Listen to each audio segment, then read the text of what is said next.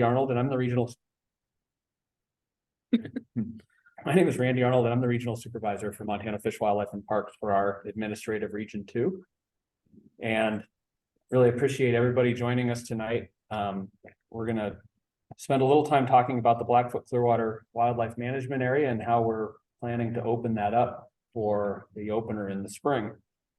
So let me first do a couple introductions and then walk through a little bit of an overview of the meeting.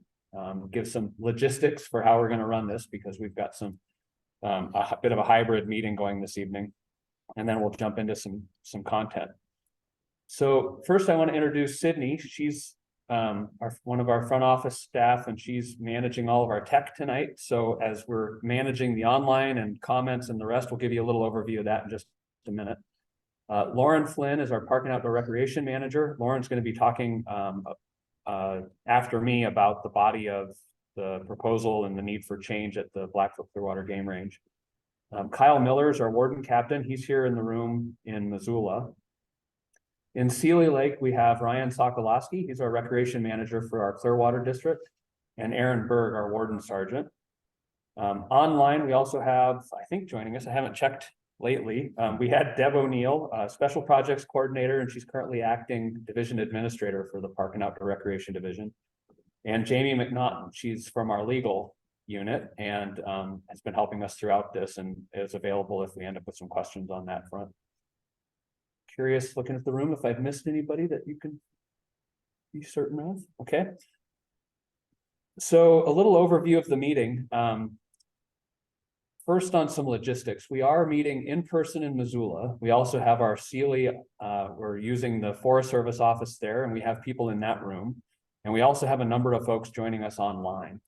So as we go through the meeting tonight, we'll give a presentation on the overview of the why we're proposing to make a change. And we'll pause to see if we've got any initial questions about that background. When we pause to ask questions, I think we'll just navigate it the same way each time. Probably first see if we have questions in the Missoula room, and then see if we have questions in that Sealy room, and then check online to see if we have any questions there.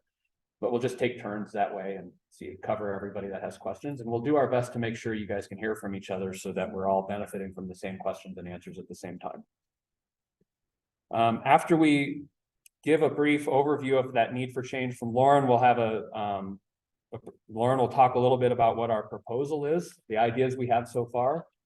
And then it's going to be fairly open question at that point to talk about what we might have missed, some ideas about the why, suggestions for maybe managing it a different way. Are we not clear about what we have in mind? And then we have some specific questions that we've come up with throughout the development of our proposal that we want to spend some more time on. And we'll walk through each of those, like things we haven't quite figured out yet. And those may come up organically through as you guys ask your questions, and that's fine if we cover it there. But we might also hold those for till later, because we've got those specific questions that we want to tee up, make sure we get this right. And then at the end, we'll talk a little bit about next steps so that you can make sure you stay connected to this as we form the final strategy, and stay connected on outreach and timing on any of that stuff before the spring comes up. So before I turn it over to Lauren on a little of the why, do we have any immediate questions or tech issues we need to address? I'll look to Sydney if there's anybody online raising hands or any concerns there. I think we look good. All right. Ryan, all good? And I see a nod in Sealy. All right, good. Thanks. All right, I'll turn it over to Lauren.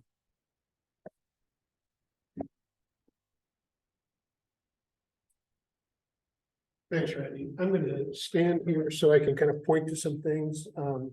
Sydney, let's go ahead and advance us a couple slides there. It was kind of our agenda. All right.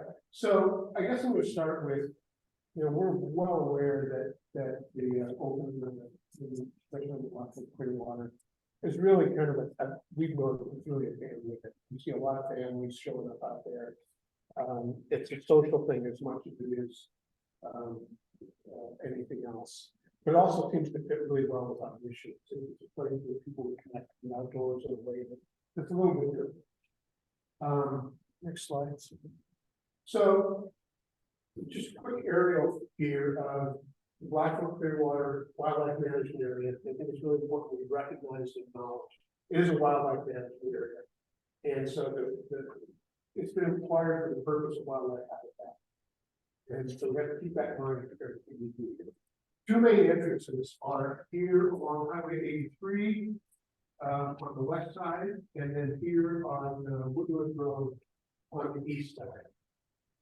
So we'll talk a little bit about those here pretty quickly. So I think go one more slide here. So oops, there you go. So this is the west entrance of that little red dot, and the problem, like we have a problem statement here, is that as this opener has become more popular, we've started to see cars queue up along the west side, or sorry, the east side of Highway 83. We noticed the first one last year about almost a month in advance, 2.5 weeks in advance of people parking cars along there. And then the day of or the day leading up to it, a lot of camping taking place kind of on the west side of Highway 83. Maybe take us one more so that you can see. You know, there again, there's that's at just about half an hour before the open, of course, the entrance is put up on the here. And so this is starting to create a real hazard on the highway. There's a couple of issues there. One is it's illegal to park in the right of way that far for that long advance. I think it's 48 hours, Kyle. So it's technically illegal, and the highway authority kind of they're no longer willing to do that because of the safety issues at play. So it's not just even parking in the right, but now all these cars are going to be pulling out into traffic, 70 miles an hour traffic, and making that big turn into the west entrance. And then you can see all the camping that takes place here along the west side of Highway 83.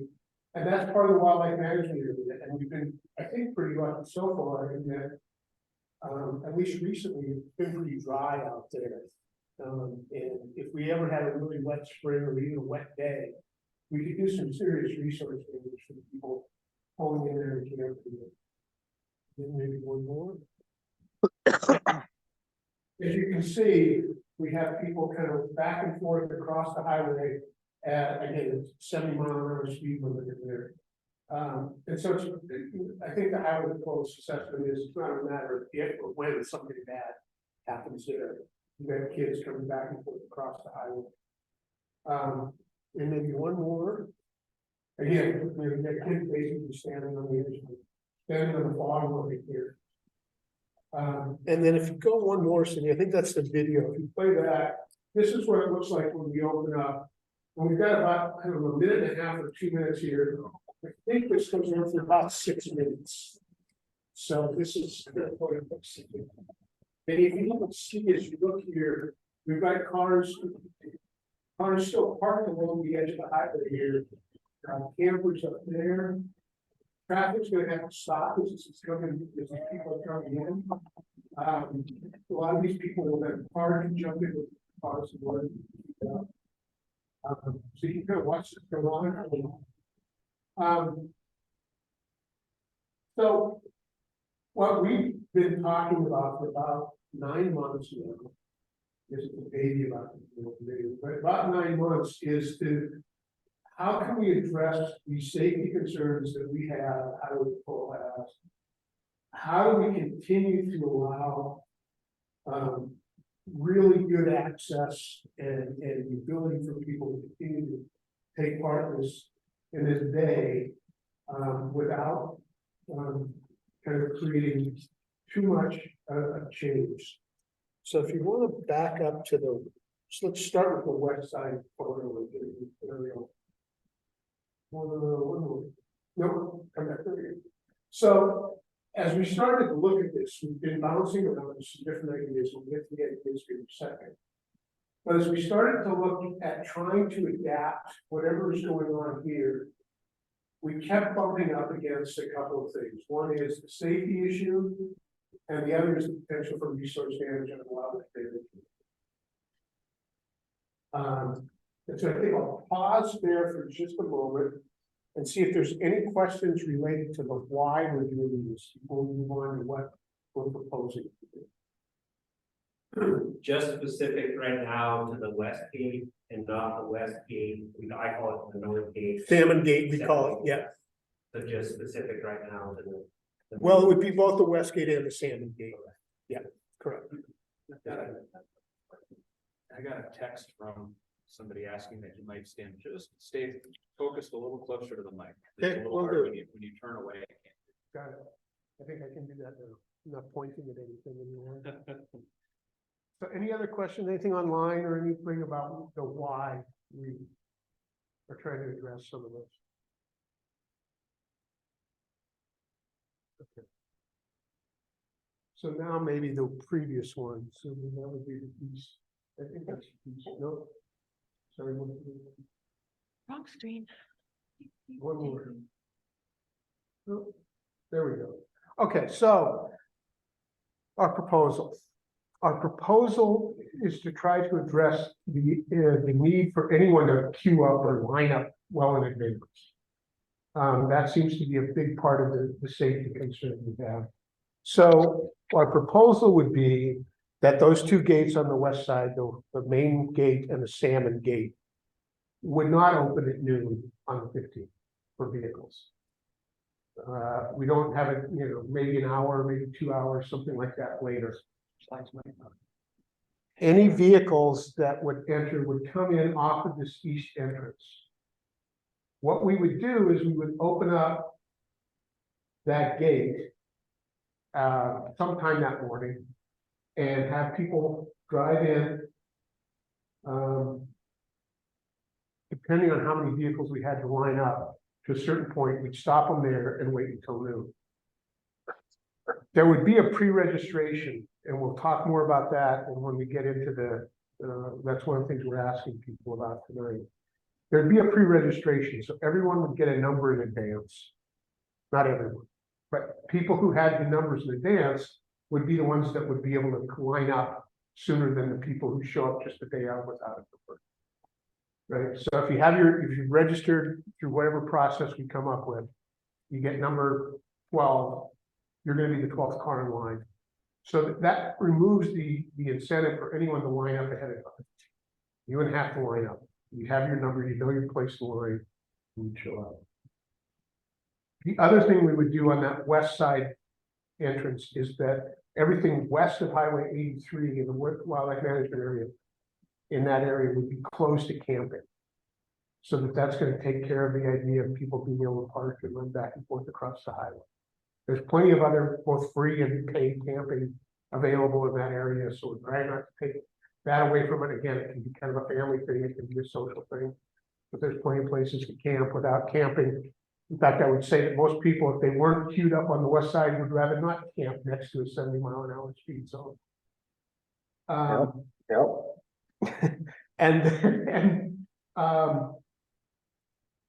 at that point, once noon came, just like normal, everyone would be lined up. We'd let them go, and we probably, one of the ideas we've had is we'd have a warden act as a bit of a pilot car and go across that east-west road. And when they reach the Highway 83 gate, they'd unlock it, and then it would be open for anyone. The other piece that we should make clear is that the west side under this proposal would still be available for walk-in and horses. So there's a couple of parking areas along there that we could get people off of the highway safely. They wouldn't have to park in the right of way. And so people could walk in or ride in from the west side. But if you're coming in via vehicle, you would have to come in off of this east side. So I'm going to pause and look to Randy and Kyle. See if I've missed anything before we turn back over to Randy for some discussion.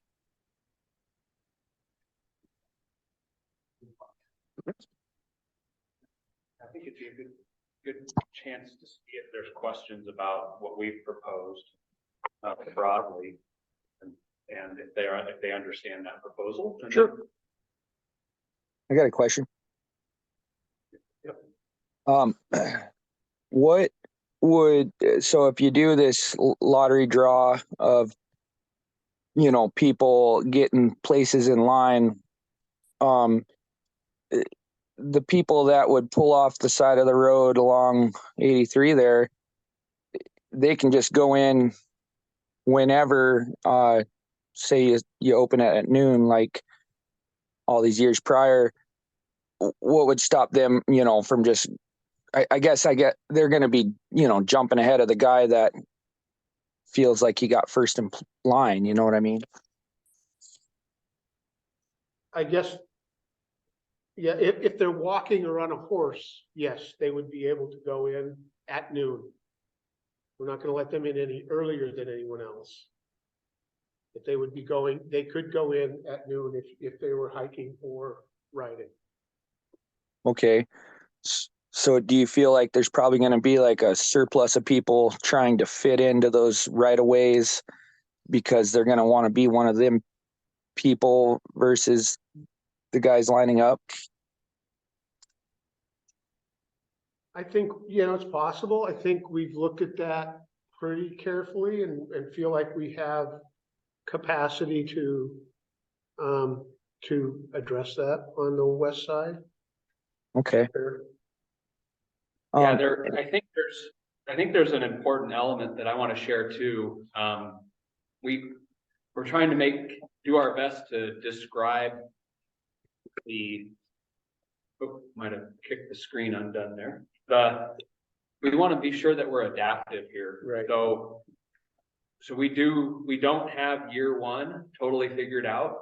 And if we've learned anything over many years of setting seasons and regulations and managing recreation, that even our best laid plans, folks figure out how to game that pretty quickly. And so we'll be adaptive. So year one, we expect that this will be new for those who choose to queue up and come in by vehicle on that east side. And they may choose to put in for that. And if they got a relatively low number, stick with that. But if they got a high number or were later in that line, maybe they choose to walk in on that west side. So we're not quite sure how that will play out, but depending on what we see after that first year, we're wide open to gathering some information and some comment from folks after year one and adapt that to future years. Correct. Okay, yeah, that's fair. I mean, we do Jackson every year and they've been adapting ever since I started doing it. So it's kind of like a mirror effect of what we've been doing down there. And they've been adapting every year up until this last year when they voted in. They give residents the first 3 days. So that just kicked everybody out, from Montana or anywhere else.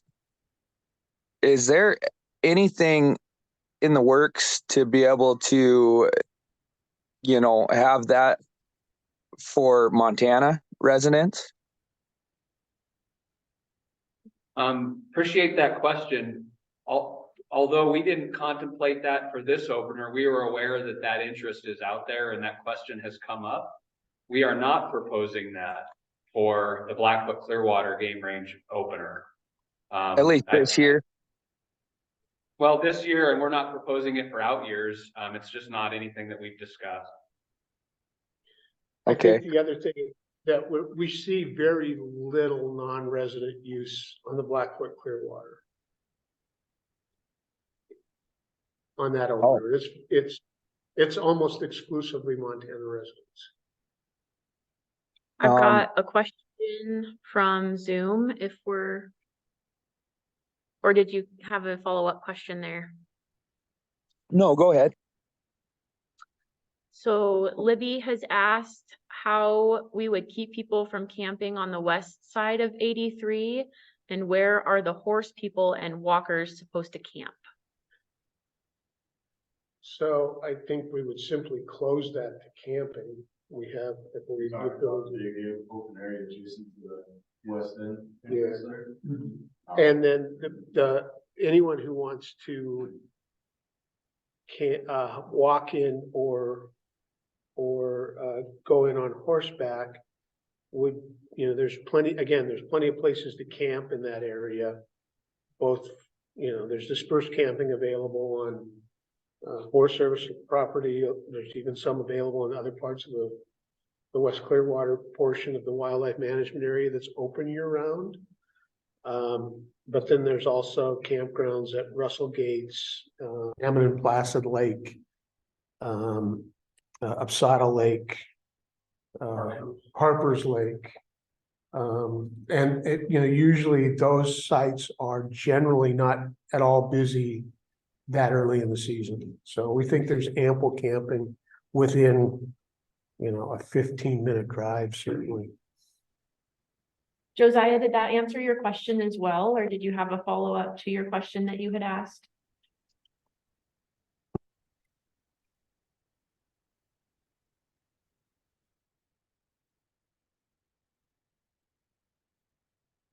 We have another question about trailer parking in the morning. Horse trailer? That's my assumption. It just says, what about trailer parking in the morning? So for those who are choosing to come in utilizing horses, where I'm presuming that you're talking about coming in from the west side. And we'll treat those like the other foot traffic only, so no driving in. But we are planning, if we go forward with this the way that we've described it, to have parking areas for horse trailers on that west side, so that we can get horse trailers completely off the right of way. It'll probably look a little like where horse trailers have traditionally been parked. There's a location south of the entrance, closer to the Clearwater Junction, not too far from the entrance to Harper's Lake. There's on the east side of Highway 83 is a parking area where there's room for horse trailers to get in and pull back out onto the highway. And then we would likely also have a spot just north of that west gate where there's room for a horse trailer and a firm surface where there used to be a road in there where there's a firm enough surface to get a horse trailer off the right of way. So that's our current working plan, is that we would have space enough for horse trailers off the right of way.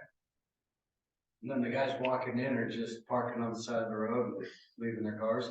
I think for the rest of the walk-in traffic, we would like to make sure there's parking space available to get those vehicles off the highway right of way as well. We don't want to continue the practice of encouraging people to park in the right of way, and instead find spots for people to park east of Highway 83 so that they're not parking in the right of way and they're not encouraged to cross the highway, if that makes sense. And then there's also the Salmon entrance, which is further to the north, where people have traditionally parked and walked in there and walked in. Last year, we had that closed due to construction traffic.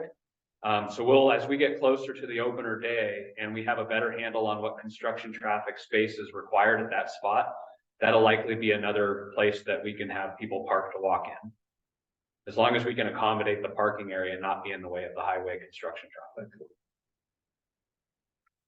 And then, just for clarification, the other places where people have historically parked and walked in would go unchanged. So there's a parking area on BLM property on the south side of the Blackfoot-Clearwater game range, across the highway from the Russell Gates fishing access site. That's a really popular place for people to park and come in from that south side. So locations like that would be unchanged under this proposal. We have a hand raised from Andrew W. Andrew, would you like to ask your question? Yeah, so I was just curious, if you're having people park in those parking areas, is that the only place they're allowed to walk in from, or are they going to be like spreading out in the ditch, or can you walk down to the gate with your e-bike or your bicycle and ride up the road? I mean, I just am curious about that. Yeah, I don't know why we wouldn't allow bicycle traffic on the road, just as we normally would. We haven't quite worked out all of the area on that west piece yet, but my feeling is we're probably going to designate parking areas, because part of that is trying to make sure that people aren't parking in the right of way, that they're not parking so they have to cross the highway. So we're probably going to try to actually designate parking areas. So could I walk from that parking area with an e-bike and get on the road and ride up it?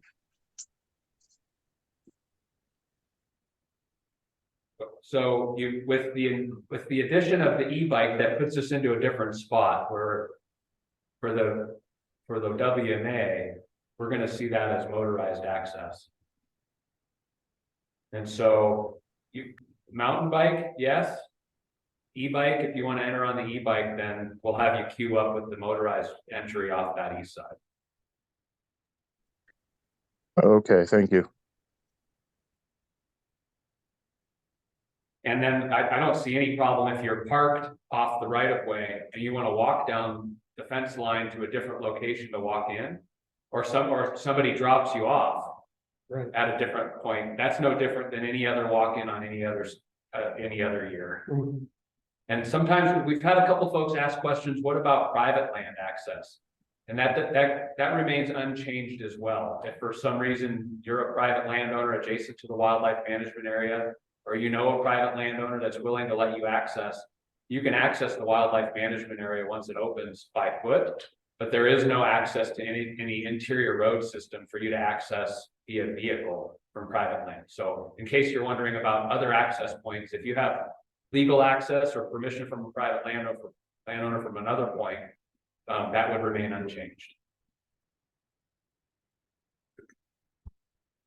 Just real quick, you guys are in a very tough spot here and appreciate the conversation.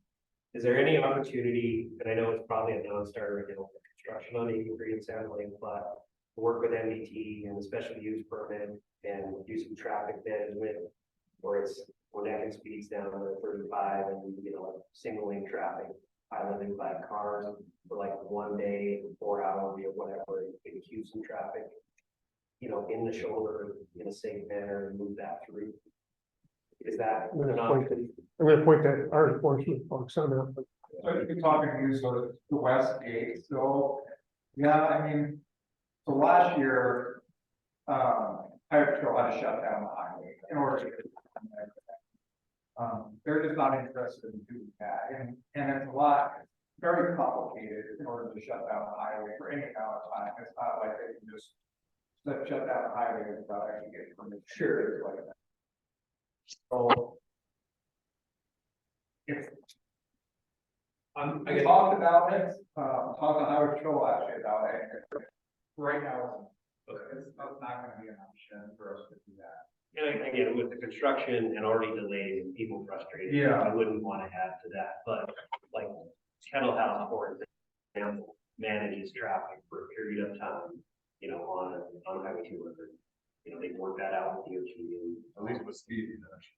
Yeah. You know, is there ways that we can proactively make access on the west side more safe and feasible for a short period of time? You know, they do parade permits, they do special permits, signage. Probably the cost associated, you know, hiring a traffic management company with some code and these kinds of things. So I recognize all of that there, but you know, could that be a consideration? Still allow some motorized access. And my motivation is I like the east side. I don't want to push people out there. Yeah, That's kind of the problem. I appreciate that question. I think, and that helps open a little some of the other objective here, some of the incentive to change things. When we were looking at alternatives, we worked really closely with Department of Transportation and the Highway Patrol to come up with the accommodation and some of those mitigation things that we did last year. And that included a speed zone and them temporarily closing down the highway. That was a stopgap. And we made a commitment to them that that's not how it would look in the future, because that was a really big move on their part. The second piece of this was, if we're going to make a change, looking to the future, if we make the assumption that there will be more people interested in this next year in the out years than there are this year, then we want to make decisions this year that guide us to anticipate this growing and getting bigger.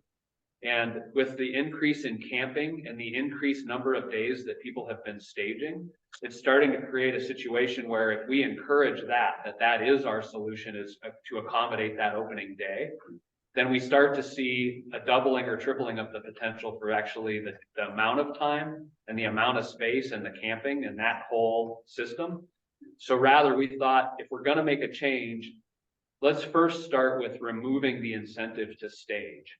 And if we can remove that incentive for anybody to be there in advance of the opener, then it just becomes event management for that day. And so when we started with that lens of removing that incentive to stage, all of the solutions went to how do we manage the traffic off-site so that we can queue people up. And that's why we really pushed it to that east side road, where we actually have the internal capacity on the wildlife management area on that east-west road to actually manage the traffic on that day of the event.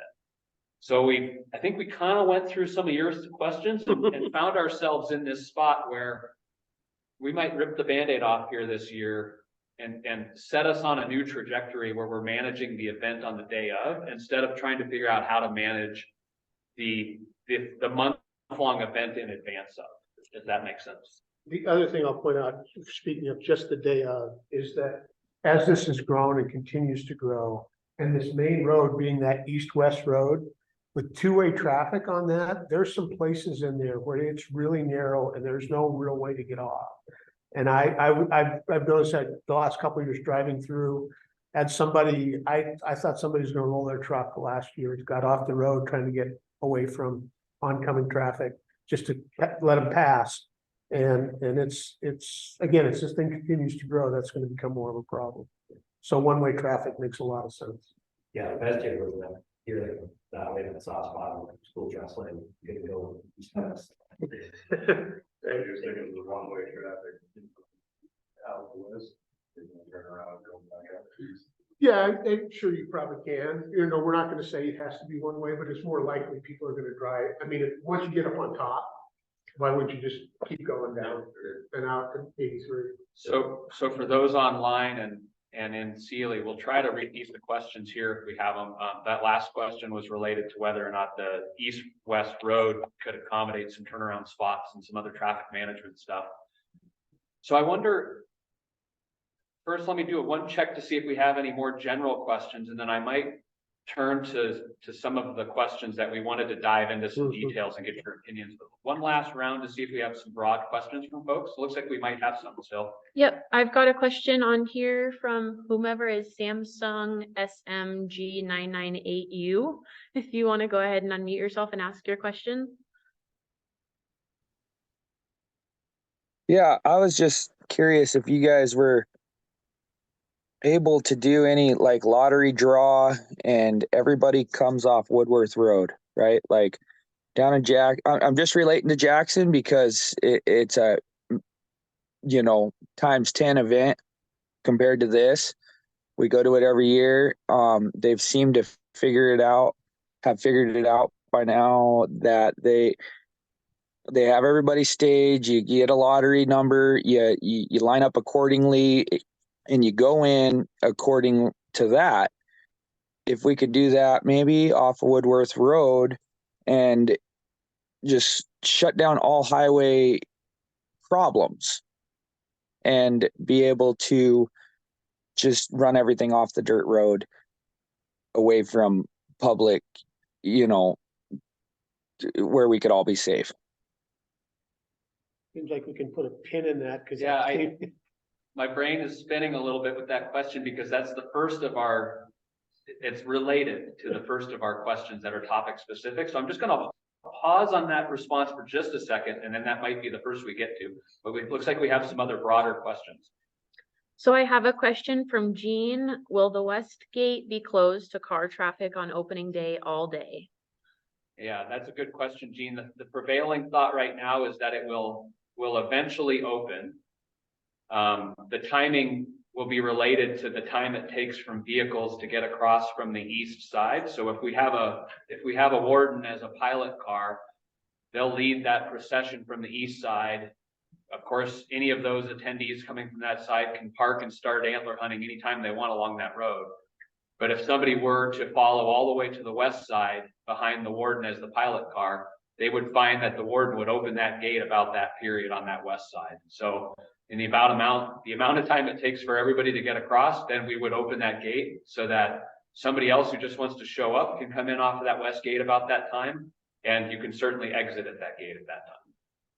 We don't have that quite figured out, but we do intend to open the gate after the noon, but not so soon that it might incentivize somebody to stand and wait for that to open and come in by vehicle on that west side, I guess. There's some good, comfortable point there. Yeah. And then our second question from Zach says, part of the problem last year was the construction on Highway 83, not with how many vehicles were parked along the highway. This is being sold as a safety issue. My question is, how many people have been struck by vehicles or hurt in any way since the game range was opened? Yeah, I'm not aware that we've ever had anybody struck. But this was an issue coming from the Department of Transportation and the Highway Patrol for at least the last 10 years, from my memory. In the last 5 years, they've been asking us to come up with a better way to manage access on that west side. And when the very first vehicle stage last spring, they came to us and asked for a better way to manage that opener, but we were already a month away from that opener. And at that point, we felt it was too late to try to manage a change of this level of significance. So that was when the agency made a commitment to our sister agencies that we would use the off season to propose a better way to manage this. But I don't think that that's quite accurate, that our concerns for safety are only related to the unique situation last year with the highway construction. This has been a growing issue for a number of years that has been identified previously by our sister agencies and our staff as well. And it's been alarming, the increasing trend of people crossing the highway and camping as more than a month in advance now. It's been quite a concern for us for some time.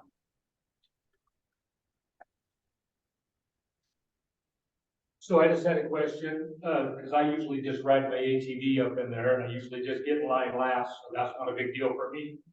But is there anything on the east side that would be open for like an ATV trailer or any parking or anything like that?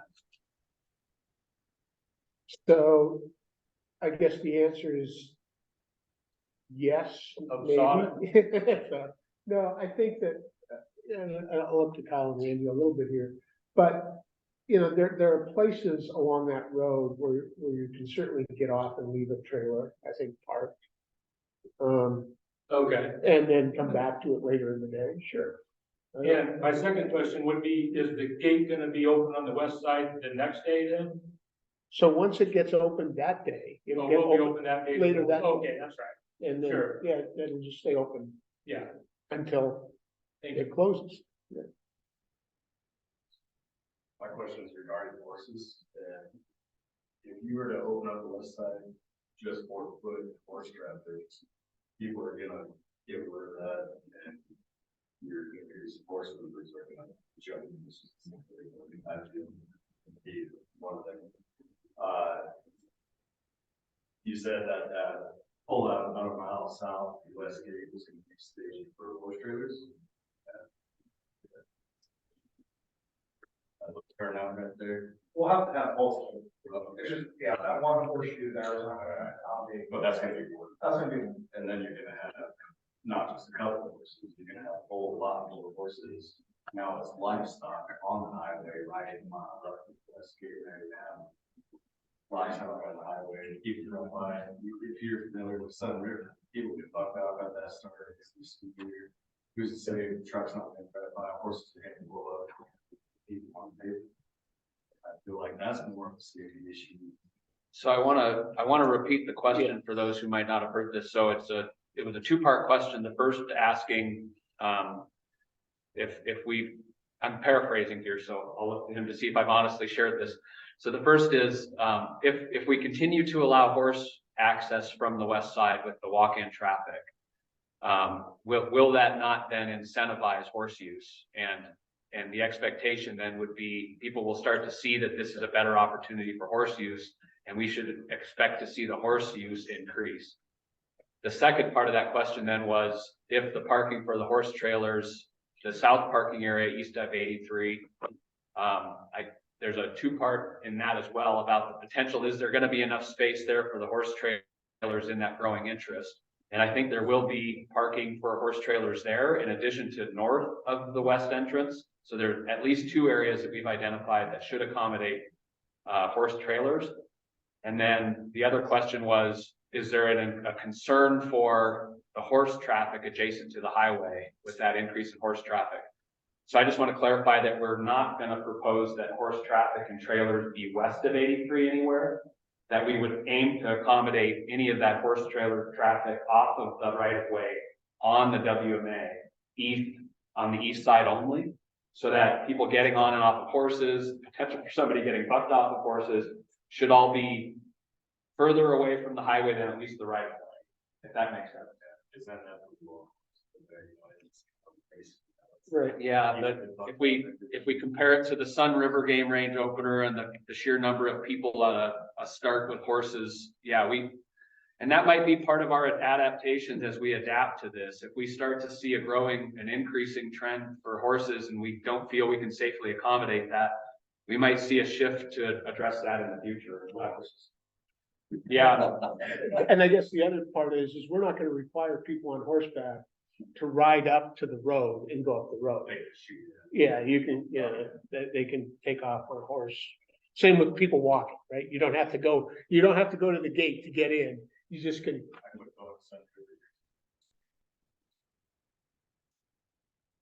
So any other questions queued up? Yep, so we have a question from the Purrier family. When they used to open it at midnight, the Blackfoot-Clearwater game range, there was more of a trickle effect because not as many people go into the game range in the dark. Why are we not considering going back to midnight opener? Yeah, I might have Kyle answer that because there was a statewide move to change how we opened due to problems we were having with the midnight opener. So I'll see if Kyle can summarize that. Yeah, and some of that is consistency. It's all the game ranges across the state are open at the same time, but some of that also comes down to the safety. Not a great idea to have a bunch of people running around with headlight lamps and grizzly bears at midnight. That was always pretty nerve-wracking. And also, we had some resource damage and stuff that was going on at nights up there, with people driving off road and things like that. So, and staffing and manpower. So there's a lot of different reasons that went into that change. But one of the biggest drivers was consistency. So the game ranges across the state are all opening at the same time at that new date.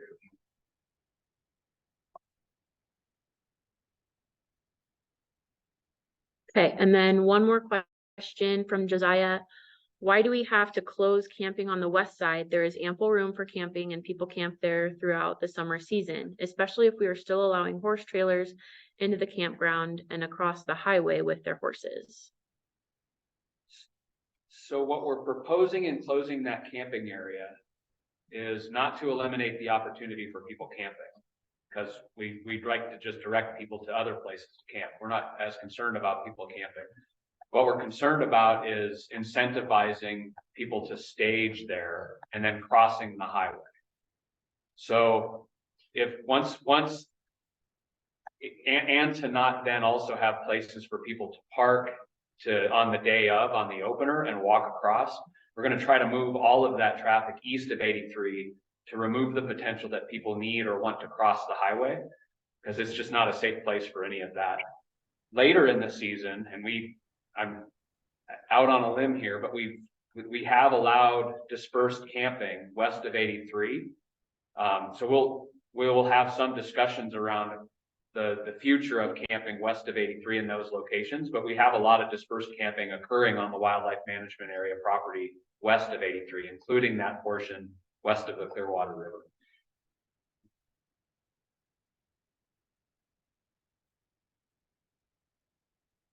So we've got another raised hand and another question. Samsung SMG 998U. Do you want to go ahead and ask your question, and then we'll move on to our first topics here? Yeah, I apologize. I don't know how to change that to my name. My name's Dale Keller. So what about, I understand the whole concern of the highway. I've been doing this for almost 30 years. And I've seen my fair share of close calls and everything else. What about opening the gate to where people can park on that road going into the game range. I mean, we allow loggers to go in there and log and everything before this ever opens. I'm not suggesting everybody run around in there, but get everybody off the highway, get everybody into the range, like they do in back to Jackson, like they do in Jackson, where you're in there, but you're not disturbing the wildlife. By that time, that's the whole reason of the opener. They are hopefully moved into the Bob Marshall and out of the game range, and do something like that, maybe. Yeah, well, I'll give a first response there and see if Lauren or Kyle had another thought. I hear two parts of that question, and one might be a clarification.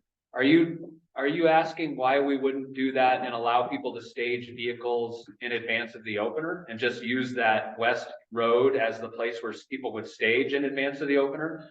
Or are you just talking about on the day of staging some portion of those vehicles on that road on the west side?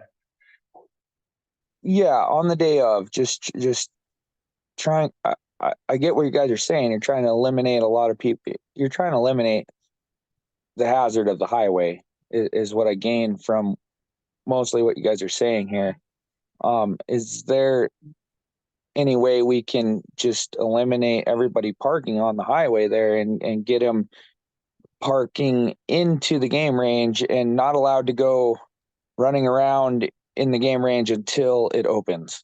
Or is that too much of a, you can't really keep people from running around in there before noon? So it's a little of your last comment, but what we bumped into is once we get to the point where we're going to make and ask our public to either to queue themselves up, once we get to the point where we're getting people in a line, then it becomes managing all of those vehicles on that day. And we did consider for quite some time the possibility of staging vehicles on that west side as well. But what we bumped into is because it immediately goes uphill and it's steep and it has multiple corners and curves, it doesn't give us any flexibility to queue vehicles up very effectively there. They're potentially going to be parking on corners, parking on hairpins, all while passing each other and trying to get to a spot. And then the other thing it bumps into for us is that it doubles the number of staff and the systems required to manage a row of vehicles on both sides of the WMA. So the way we're looking at it right now anyway, and our first topic is regarding this, is once we get those people queued up, managing them on a spot, that east road is out in the open, it's very visible, there's more room, and it seems, at least to us, as long as that's all the vehicles that we're managing and all of them are managed in a similar fashion and in a fair way, then we're just separating them from those who are walking in from that west side.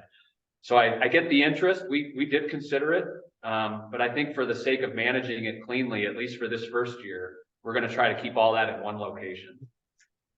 Yeah, that's fair. I understand what you're saying. Other questions? I might jump to that first topic. I think you should. Okay, I'm going to switch. We've got a few topics that get down into the weeds really fast. And these are things that we've kicked around a lot. I guess what I want to offer is that some of these we can see pros and cons either way. And we're not looking for a vote here as much as impressions, things we need to consider so that when we make a decision on which way we want to deal with this, we can get it right. The first of which is, so assuming that we're going to ask all the vehicles, all of those who choose to come in by vehicle, to get their name on a list and queue them up. What we're bumping into is that there's two ways we can do that. One is we have a date by which we start letting people put their name on a list, and it's first come, first served. So put your name on the list and you're the first one to do that electronically, probably on a site, you'd enter your information in and you're vehicle number one. If you're late to that or you come to it 2 weeks later, you're 50th or 150th. But no matter what happens there, we would continue to take vehicles or participants putting their name on a list. They would get notified where they are in that queue, and we could take people on that list right up until 11:59 of the day that we're opening up. You could still, if you wanted to, put your name on a list and you're still on that queue. So that's first come, first serve. Alternatively, although we are not limiting the number of people who would want to go, we set a set time, probably closer to the opener, maybe a week out from the opening day. Up to that point, anybody can submit their name, get it into the hopper. On that day, we would randomize that list, and you would have an equal chance of being the first person or the 30th or the 100th, or however the number of people who have put their name on that list. So that's a draw. And the draw doesn't mean that you wouldn't get to go. The draw is just your place in the line. After we did that draw, we would then have to figure out a way to accommodate anybody who missed that opportunity all the way up to the day of, and figure out a way to give people a place in line. Likely the way we would handle that after the draw is just anybody who submits their information after that would just get the next place in line, first come, first serve, right up to the point that we opened it on the opener. So I'm curious what comments and thoughts and other suggestions you might have. Those are the two working alternatives right now: first come, first serve, or set a date where we do a randomized draw. We've got one voice in the room suggesting first come, first serve as a preference. And Now we have another that says, well. yeah, like I said, it's not a vote, but it's currently 1-1. I do have a hand raised from Andrew W. Andrew, would you like to unmute yourself and ask your question? So if we did the first come, first serve, would we set up a time frame? Like, say you're in first, you have to be there between 7 a.m. to 7:30 to secure your spot in line, or you void it? Or is it just all day you can show up at 11:59 and you're in first? Yeah, that's a good question. And let me talk about this proposal for how we're planning to queue up the vehicles so that you can get an image here. Is the image still being shared on screen? No, but I can share it again. So there's on that east-west road coming in off that Woodworth Road, even though the road curves a lot, there's a long expanse there, and even further. We want that one? No, This one. that one. Okay. Even further west than you can see there, all the way up to the tree line, there's quite a bit of road there in distance. So what our working alternative, again, subject to wiser people than me, we're gonna aim to separate that road into segments of approximately 10 vehicles. So all the way at the tree line would be that first block would be vehicle 1 through 10. And then we would break it up into groups of 10. And that space that we would allocate for those number of vehicles would probably fit 12 vehicles. So enough space, not only for 1 to 10, but a little jostling. So that if you're identified, whether first come, first serve or on a draw, if you get vehicle spot number 1, you could show up at 8 a.m. in the morning on the day of, and we're going to figure out how to get you in your spot starting at 8 o'clock in the morning. You show up at 11:45, we still have a place for you. And the potential there then would be that you show up at 11 o'clock and your spot 35, you would go to that section between 30 and 40, and you would see a number of other vehicles there, but there should be space enough for you to find your spot as the 35th car, roughly. And we'd have staff out there to help make sure that folks are finding the right spot. We haven't figured out the logistics of whether you'd have a placard or a sign or some kind of way for us to easily recognize where you are. But envision staff at the gate off that Woodworth Road, helping get you to where your spot is queued up. So to your question, if you were spot number 5, I wouldn't see that you would have to get there any earlier in the morning than time to get there and park and make sure you're ready for the noon opener. Yeah, I don't think it would be 11:59. We'd probably have some sort of time frame, whether that's 11:30, 11:45, whatever that might be. But yeah, you would have your spot in line up until near the open.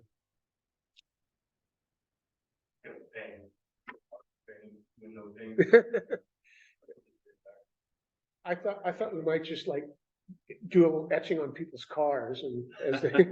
So there was a suggestion, perhaps just use window paint like you get at the when you go to get a car wash or the dealerships use, which isn't a bad idea. We could identify on the window what what that is, something easy. Yeah, that's how Jackson does it, and it works great. Josiah, do you want to go ahead and unmute yourself and ask your question? Yes, can you hear me? Yes, sir. Okay, perfect. Hey, so I guess I'd like to, I guess, comment on the lottery versus first come, first serve. I would say, hope you guys would do, I guess, a lottery system versus first come, first serve. I just know in the past with like, even when you guys did the surplus tags, I mean, systems crashed. Jackson, we've done Jackson also. They've done the first come, first serve, and you get thousands of people on right at 7 or whatever, and it's kind of whoever's, got a computer hack system or something like that to get in first. So I feel like a lottery system would be a lot fairer, giving people like a week or two to sign up and then drawing numbers from there. Okay, good. Yeah, I appreciate that. Just revealing one of the things we bumped into, and we don't, I'd be curious if there's some thoughts on this, but since we're not intending to limit people there, and more than one people fit in most cars, there is the possibility that you and your 5 friends on a lottery all submit your name, and your buddy John gets spot 5 and you get spot 15. Well, you're all going to jump in with John, who got spot 5. As a logistics, it's probably going to give us the impression we have a lot more people coming than who actually are. But it doesn't actually present too many challenges for managing vehicles on that east side. What I think we would end up seeing is a number of gaps as people in vehicle 50 or 90 or 100 jump in with somebody further in the line. There is also some potential that after they've reserved that spot, that they transfer it to somebody else in some way. And again, I don't think these are Taylor Swift tickets we're trying to figure out here. So I'm not sure how much gaming of the actual lottery we're going to see, but there are some logistics things that we're trying to sort out. So far, all of them quite manageable. But anyway, just some things we're bumping into. And I think the other option might be in some of those cases is that your number would limit the number of people who could be in your vehicle potentially, right? So that we don't have 12 people hanging off the back of a Honda Civic trying to drive in there. And I might ask, sounds like we got some people that been to Jackson a number of times. How do they manage on a draw system, not having, 10 people all put in? And whoever draws the lowest, everyone piles in that. Does anyone have an answer to that? That's kind of how they did. One person gets 100, everybody gets 5, everybody piles there. They don't really manage it that way. So they really manage it. It's the first come, first serve draw. And checking that it's certified, giving them the paint, and then stage review of the line, there's no management of how many people in each vehicle. They usually call, this is how I've witnessed it. They call and they say, hey, are your lineup times between this hour and this hour. They give you an hour. And if you don't, you can opt out. You can, or you can go ahead and keep your spot. So if you opt out, then they know, hey, this guy ain't coming, and you can go from there.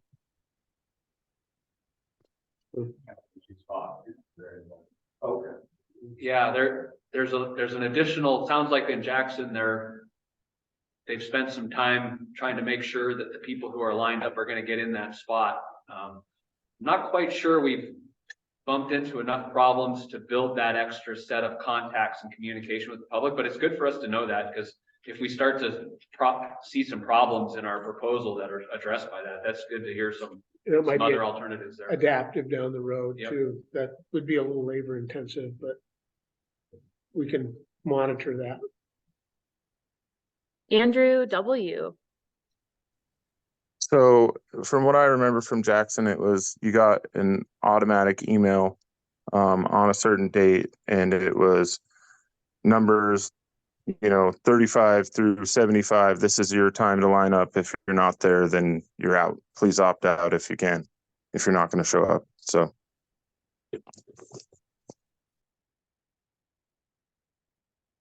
Okay. And Josiah, you had another comment or question? Just I guess a little bit more on the Jackson thing. I mean, I think that yeah, you are gonna get. I mean, I just know from experience. We went down to Jackson. Everybody that's going, which would be like 5 or 6 of us, we're all putting in for numbers and all getting numbers, and then going with whoever's got the better number for lineup. So they would have hundreds of more numbers they would give out. But yeah, the way they kind of manage that is when you got your number, you got a lineup time, which was like a half-hour window, and if you didn't show up, then they would just assume you're not coming. And then just move on to the next lot of numbers. So that's kind of how they dealt with that. And I guess as kind of a side note, and this probably is not really the place, but it's really unfortunate that Jackson closed it to out-of-staters. And I don't know if there's anything that Montana can do to either put pressure on them to open, or maybe we start limiting out-of-staters, and that may hopefully make them consider letting us come back, I guess. So that's my only other comment. So I have one, there's kind of a part two. If we think about a draw, which I understand Jackson's doing a draw. How does Jackson address people who show up after the draw date? Are you just out if you miss the draw? If you miss the draw, you can basically get in back of the line. You know, but Essentially what other we're than that, thinking. Okay, yeah, that was the specific piece, because what we're recognizing, the handful of people, and thank you again for joining us, but the handful of people who have joined us tonight don't represent the several 300 plus 400 people who are going to be at the game range on the opener. So we're going to be, whatever our strategy is here, we're going to be doing a full court press on notifying, here's what the changes are, here's how you get your name in the queue, here's what that process looks like. But guaranteed this first year, we're going to miss folks. So we are aiming at this first year to make sure that we can accommodate anybody who missed that opportunity. Whether it was first come, first serve or the draw, we want to make sure we've got a mechanism to manage all of that traffic right up to the day of. And the day of, as people show up, we're certain we're going to have people show up expecting to be able to enter off that west side. And that's the very first time we're aware that this is different. So we're kind of gearing up for a tougher first year than subsequent years. So just know that part of our decision space around how we manage this and how we queue people up is related to the possibility that we've got a lot of people who are going to miss this. I think we all appreciate you trying to be fair, but it was kind of, and we just keep, going back to Jackson because it's probably times 10 compared to what we're trying to do here in Montana, because of the sheer number of people that do that, because of how many more elk sheds there are to be found down there. But if they miss it, they miss it, and it sucks, but they'll learn from that going into the next year, like we did down in Jackson. When we did Jackson, it was always, it was a midnight opener like Montana used to do. And I feel like it's going to suck for some people, just like it did for us when we missed, these deadlines and whatnot. But it was a learning experience to go into the next year, and they'll be damn sure not to miss the next year. I'm just throwing that out there. Oh, I appreciate that. Yeah, and there'll be a little of that, but I think also just making sure that we don't eliminate somebody's opportunity this first year. I think the level of space, the expectation will be that out years, we're going to have a lot more engagement and a lot more understanding that we're managing this differently. And we can start to be really restrictive or prescriptive about exactly how that's going to go. Anyway, we're just going to aim to accommodate this as best we can this year, but appreciate the feedback on the first come, first serve versus the draw. Yeah, Curious if and there's any other that's thoughts. totally fair too. I mean, it, it is going to be a hard one. What we're doing is, like I said, been doing this for 30 years, and this is crazy to think that we're changing it. But I understand your guys' concern and why we're changing it, because I've seen firsthand the dangers involved in this.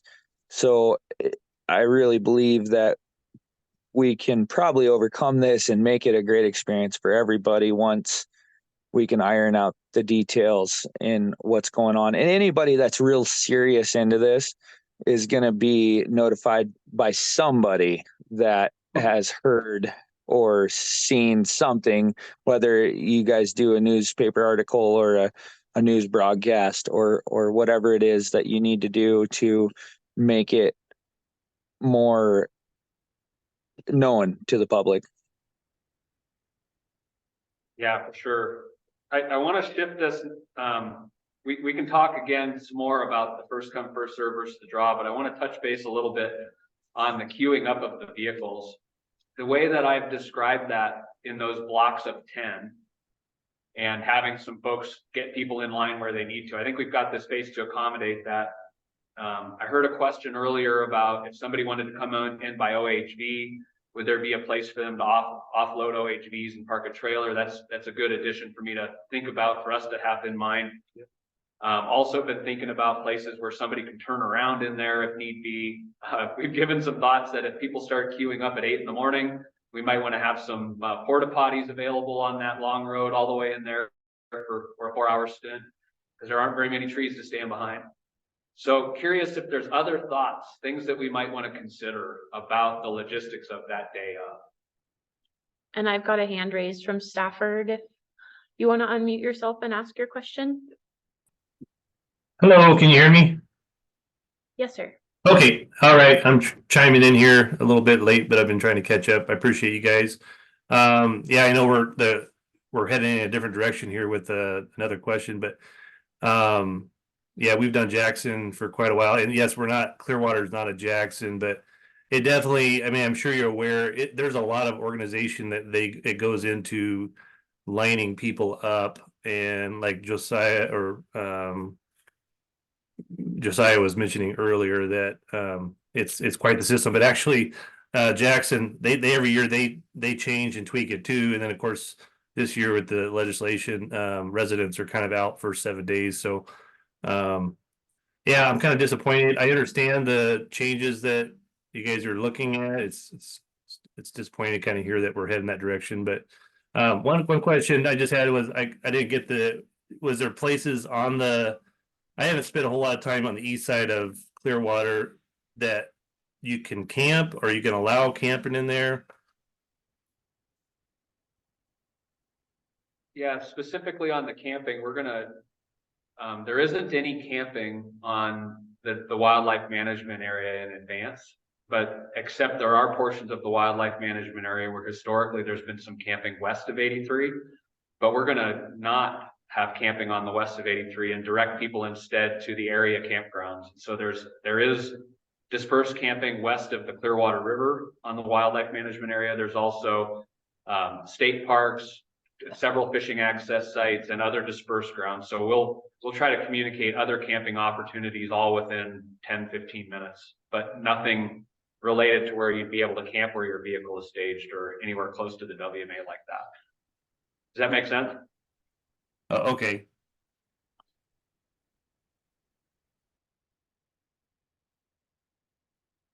Any thoughts from anyone on any other things that pop to mind when you think about showing up that morning on the east side and letting the staff person there at that gate know what your number was and finding your place in line in those blocks of 10, at least the way we've visualized it? We got one over here. Oh, got a question in the room here. I think, if you draw and you're in the queue, from tree line out, plenty of opportunity there to park. That's pretty easy. I don't see issues with that.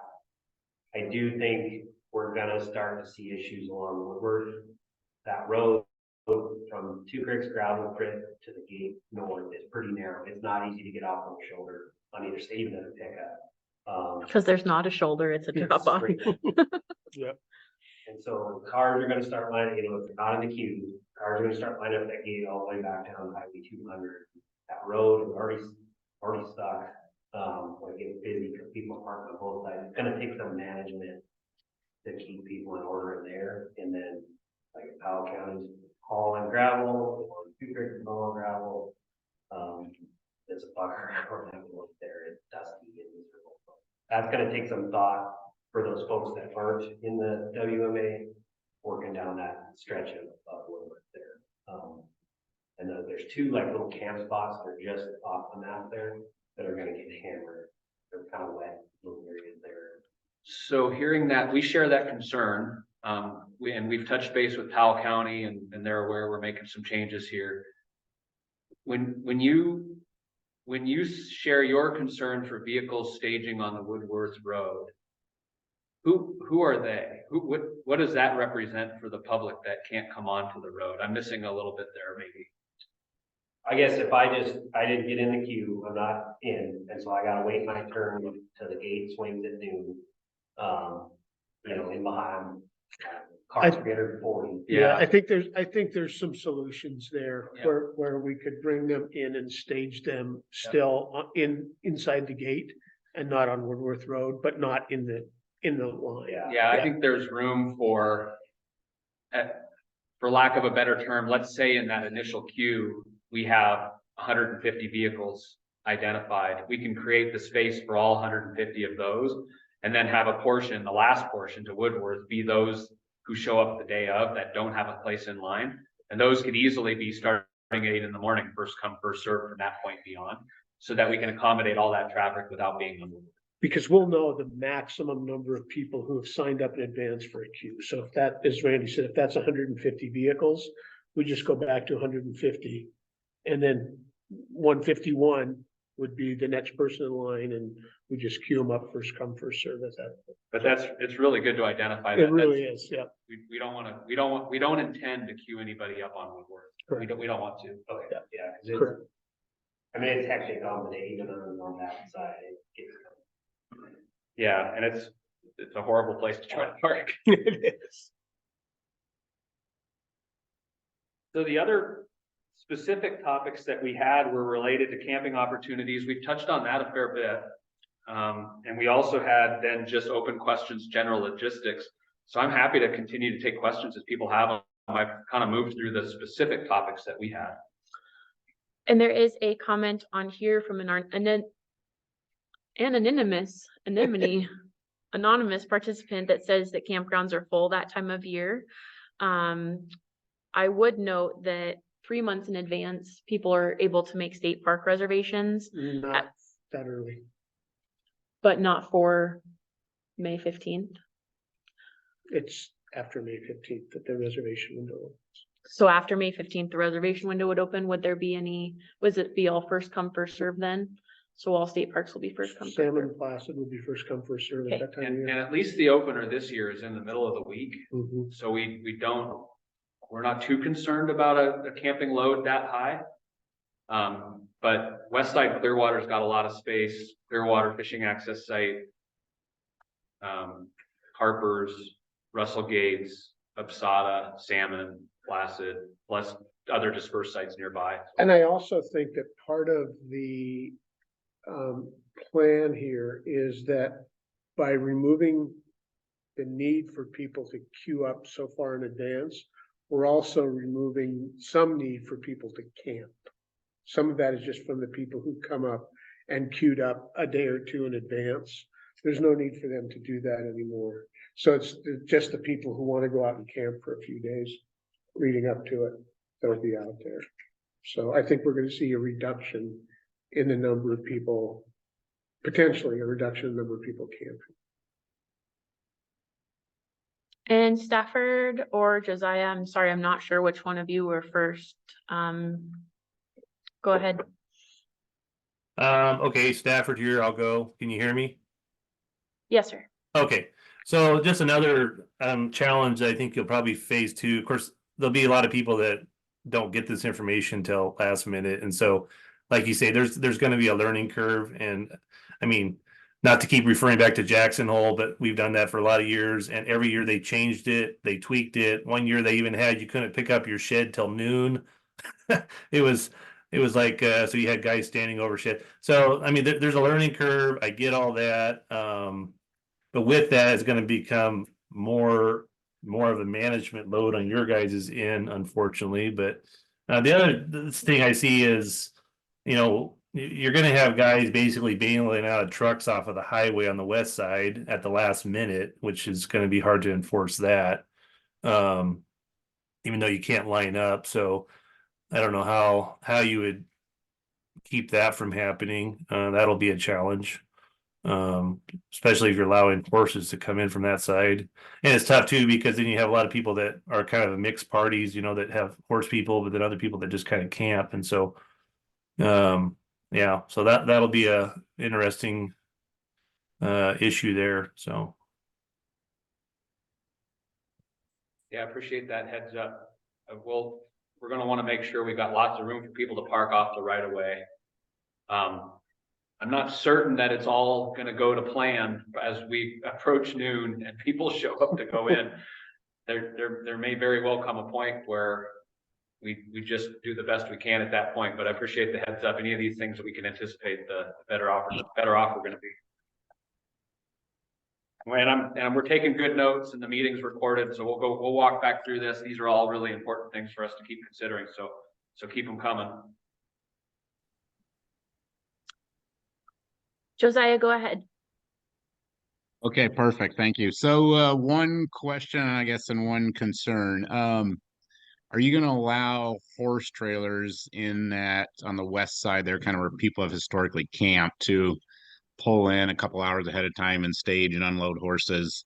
I know that's historically what's happened, and then they've crossed the highway to the cemetery area before they all head up right at noon. So I guess my biggest concern at this point, I mean, I think, like people have said, the bugs can get worked out of this, but I think that we still don't have a really good plan for the horses, and probably almost making that more dangerous now.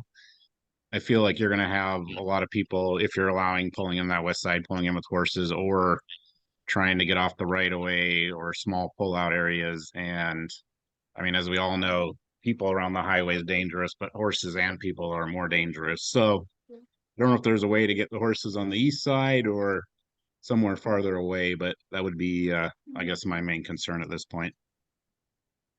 Yeah, we appreciate that for sure. And if we do our job well on that, we hope to have space for them off on the east side of Highway 83, outside the right of way. There are some locations south of the west gate, in addition to north of the west gate. There's some portions there that we've looked at to be able to have those horse trailers queue up there and get them completely out of the right of way.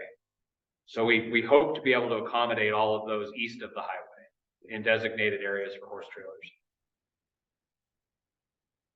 We might find out we don't have enough room, and we'll do the best we can, but we're gonna aim heavy there.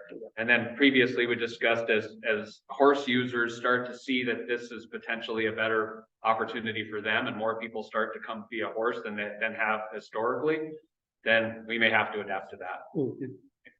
In one way or another, either accommodate that or figure out a way to reduce it. Can you just clarify where people that are coming in same day are going to be parking on the west side?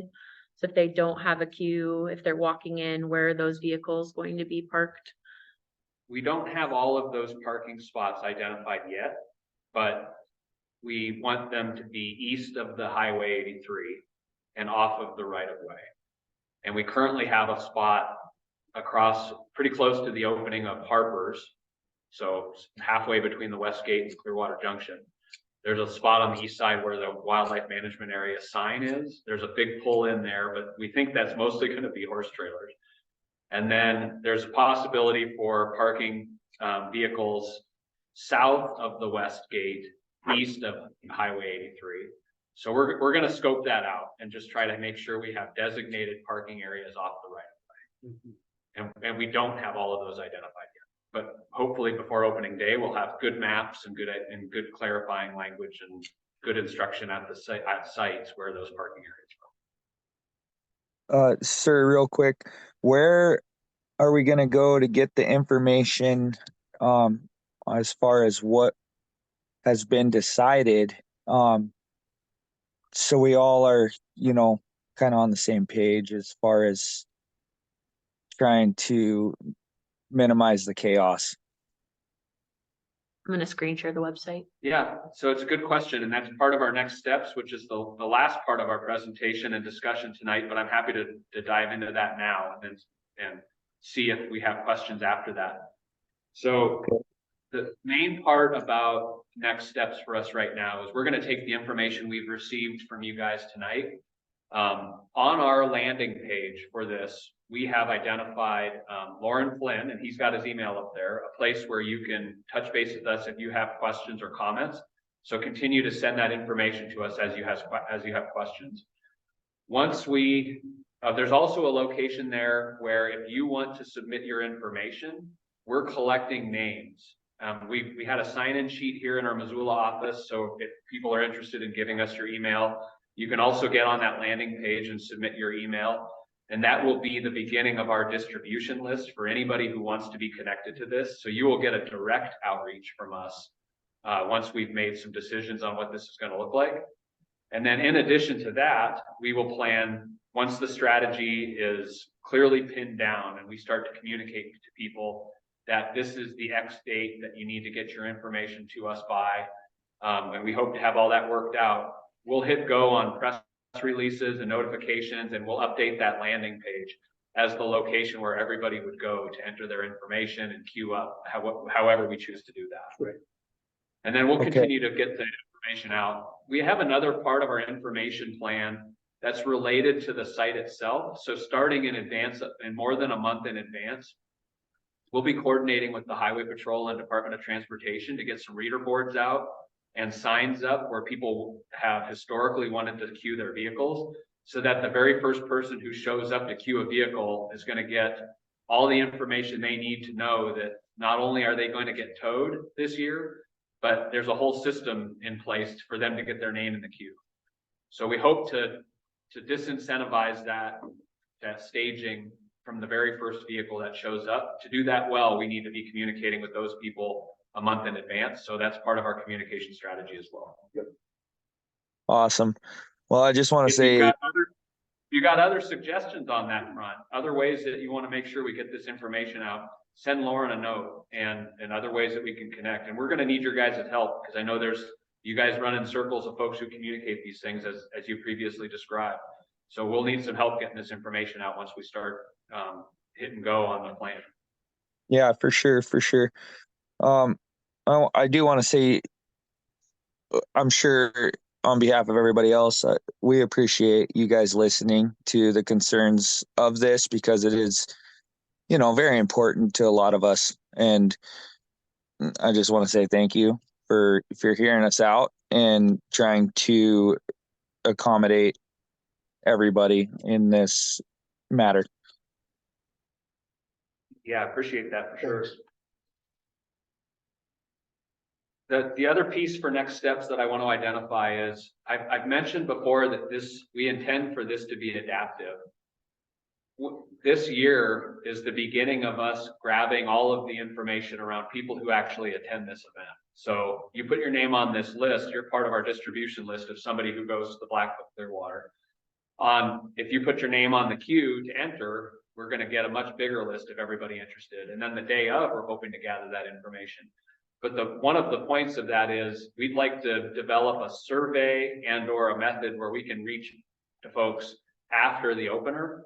And that's going to be the beginning of us starting to figure out what went well, what didn't go so well, what would we like to do in the future, what was unexpected.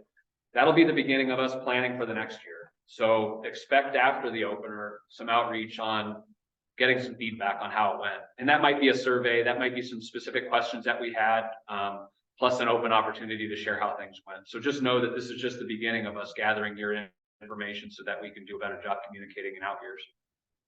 Awesome. We have a question from Zach C. Will the salmon entrance be closed again this year?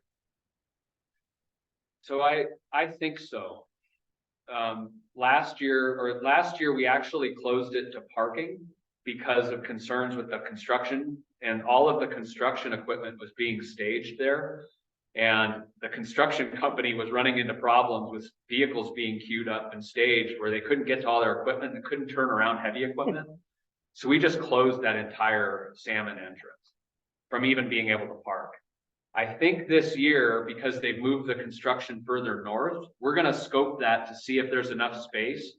And we're gonna coordinate with Department of Transportation. And if it looks like we've got plenty of space there to queue vehicles up, that gate won't be open, but we will hopefully have space there to stage vehicles for parking and walk-in.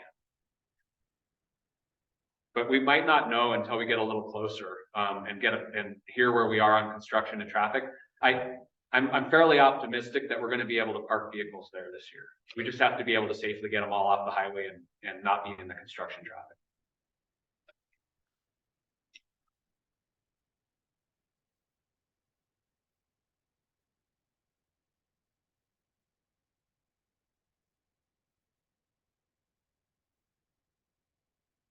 I have a question from Zach C.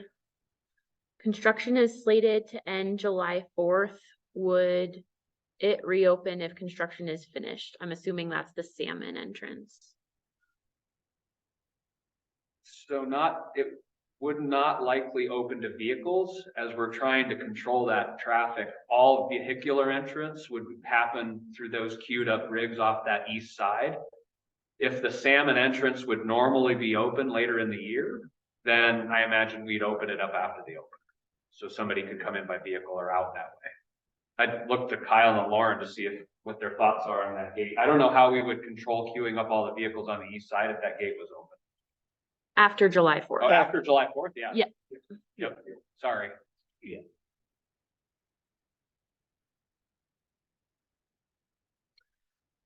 So I just wanted to read the question. I had a question on here about porta potties, which Randy, you had addressed. Are we going to provide porta potties in the areas where people will be staged? Last year, people trashed the west side of 83 and left human waste all over the area. Yeah, we're going to be, porta potties are going to be part of our planning process, and we'll aim to have porta potties where we expect to have concentrations of people. So we will likely have some on the west entrance area. I have no idea how many and where. East entrance. Well, actually the west entrance where we might be staging. If we have big groups of vehicles, we might try to accommodate some porta potties on that side. But we're certainly going to be trying to make sure we've got them on that east side as we queue up vehicles on that road coming in. We've talked about the need for them. I'm not quite sure where we're going to have them, but we'll try to accommodate that.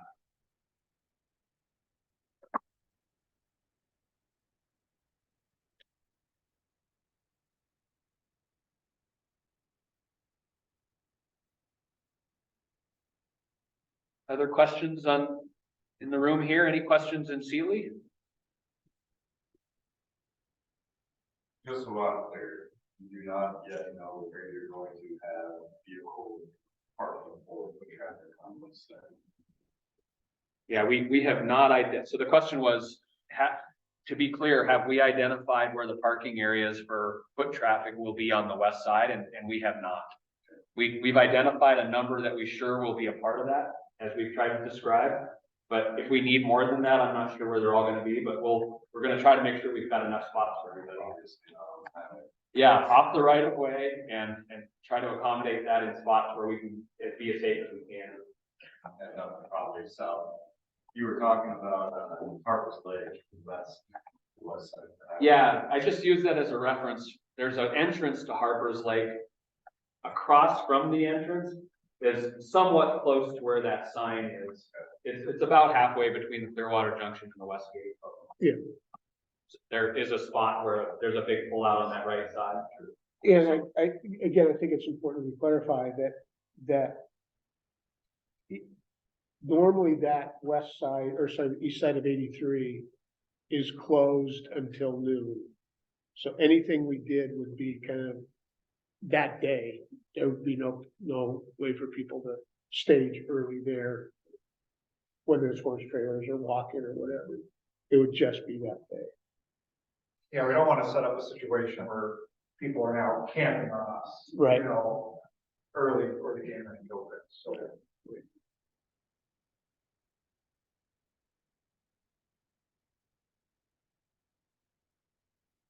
So I'm happy to continue entertaining questions. I do want to offer, again, if folks have ideas, this isn't the end of the conversation. We'll be deliberating. Got a meeting on the calendar next week with staff. We're going to review everything we've heard tonight and then start to plan what a final strategy looks like for the opener, and then start to communicate that as soon as we've got the mechanisms in place to actually manage the queue, however we choose to manage that. So we've got a lot of logistics to sort out.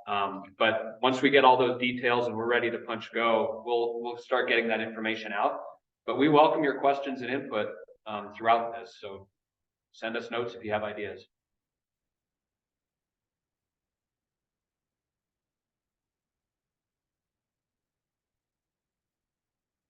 I do have a question from Zach C from 643. Got buried in the questions that we had. Sorry, Zach. He says, so there's never been a safety issue in the past 10 plus years. Why can't a sign be installed prior to opening day to let traffic know there is heavy traffic congestion ahead, similar to the flashing signs that are in place during the winter that say wildlife crossing ahead? Furthermore, is this the first step in making plans to limit the number of people now or in the future to access our public lands? So I think we addressed the first question. The second question, is this the first step in limiting access? That's not our intention in starting this. Our intention is to reduce this safety issue.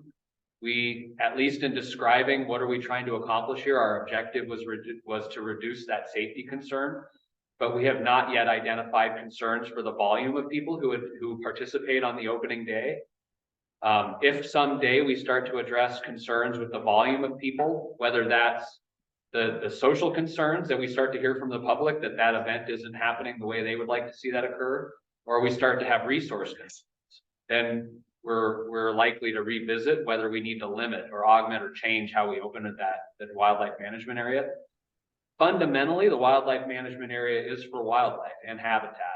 But this opening day event and the antler hunting has been happening in concert with that without significant resource impacts that we've identified any concerns. But we reserve the right to identify those concerns in the future and change the way we do the opener. But at this point, all we're trying to address is the safety concern. So I'm not foreseeing in the immediate future any need to curtail or limit the number of people who get to go. We haven't bumped into those concerns yet. Certainly seen issues with behavior, certainly seen issues with fairness and concern with the change in behavior on the sheer volume of people and how they're accessing it. There's some possibility that this change will address a lot of those things that we were starting to see, although those weren't our primary objectives. We could see some change in behavior. Not quite sure which direction. We might see other unintended consequences as well. So we'll just have to adapt. And a question from Puryear, probably not saying that right, on Zoom. Go ahead. Yeah, Puryear's right. But wouldn't opening it up at midnight eliminate the lottery draw, eliminate the stacking up in the line?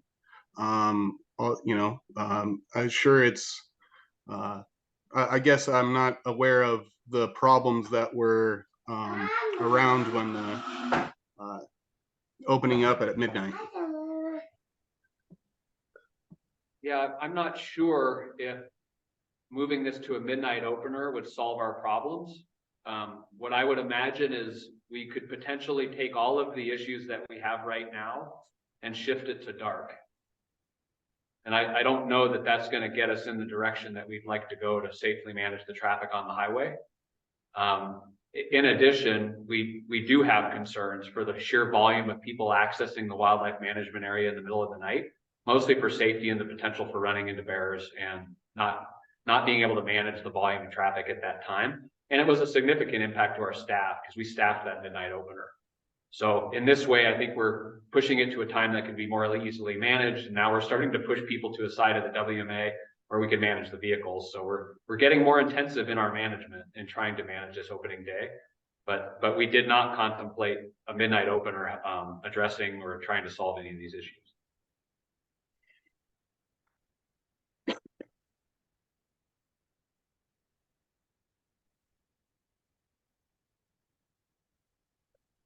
I don't have any more questions on Zoom.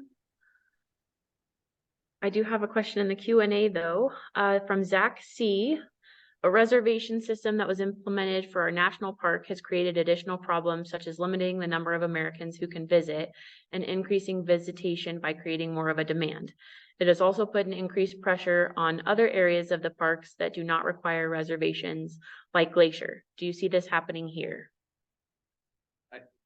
At this point, a reservation system, at least the way we've described it, would just be to get a place in line, but not necessarily to limit or eliminate. The reservation systems we see at our campgrounds, whether our state or federal sites, are intended to be that person only gets use of that site, and there is a limit on the number of sites available. So we do see, as we set reservations in place, that we start to eliminate opportunity or reduce opportunity for others.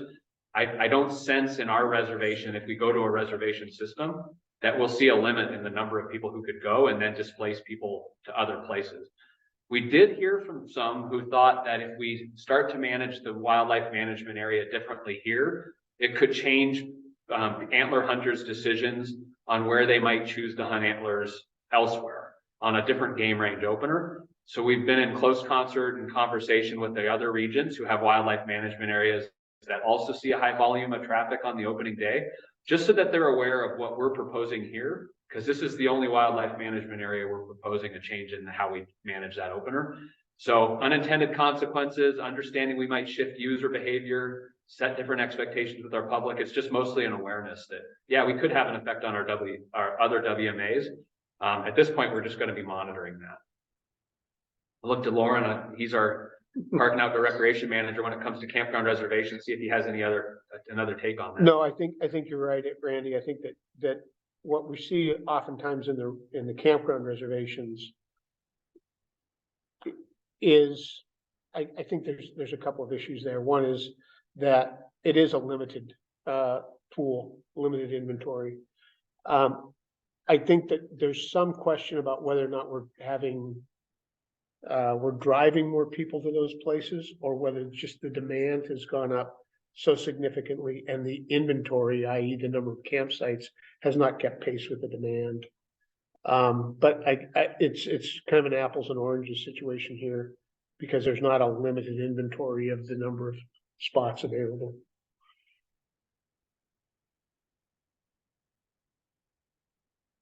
Go ahead, Stafford.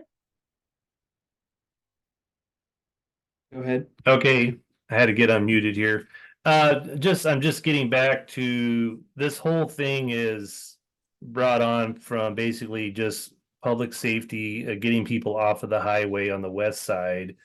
So getting back to that main focus point, it's not about limiting people. It's not about a lottery system. It's really just getting people off the highway because the highway department doesn't want it. And I understand that. Obviously, we want people to be safe. I've never had an issue there, but there's anyhow, my one question is, maybe, I don't know if you ever considered that there is that dirt road that's across from the Woodworth west side that runs all the way down to the river. If that's a possible staging area, of course, at noon, you would have to have people crossing the highway. But I mean, it's over so quickly. It's no different than me running into a cattle drive on the highway that I'm behind for an hour as I'm going down to see the lake. So I get some of this, but I feel like, some of it could be like traditionally where people have camped or stayed. I'm all for like not staging a month ahead of time sort of thing, but like maybe 24-hour, 48-hour, you're allowed to line up off of the highway in an area, bring in porta potties so people aren't making a mess. Most people tend to be pretty darn respectful, I've found. I've drove by there the day after, and you can't even tell that there was a bunch of people camping on the west side there. But I do understand the concerns maybe that some private landowners have had, or there's always going to be some bad apples, but I don't know. So that, I don't know if that's an option or just something to kick around. Yeah, appreciate that. And per year, go ahead. I guess this just goes with the reservations on the campsites. I have stayed at the Salmon Lake campsite in the past, and I know the reservations don't kick in until around May 15th. But we've had like the camp host come up to us and say, "Hey, we've got this reserved the day after you're there, or near the time that we are actually in that campsite. And if there's let's say the campsite's full, someone's there May 15th, and now the reservations, someone's reserved that spot for May 16th, you're not going to have a campsite. So maybe if those reservations were postponed until the week after, or I guess June 1st would eliminate that also. Just comments.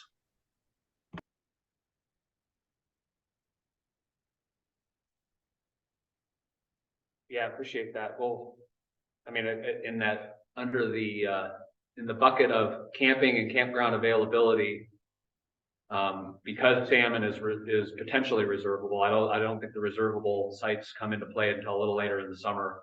But in that, under that umbrella, for sure, we want to talk about all the available potential sites for camping and what that means if we've got a place.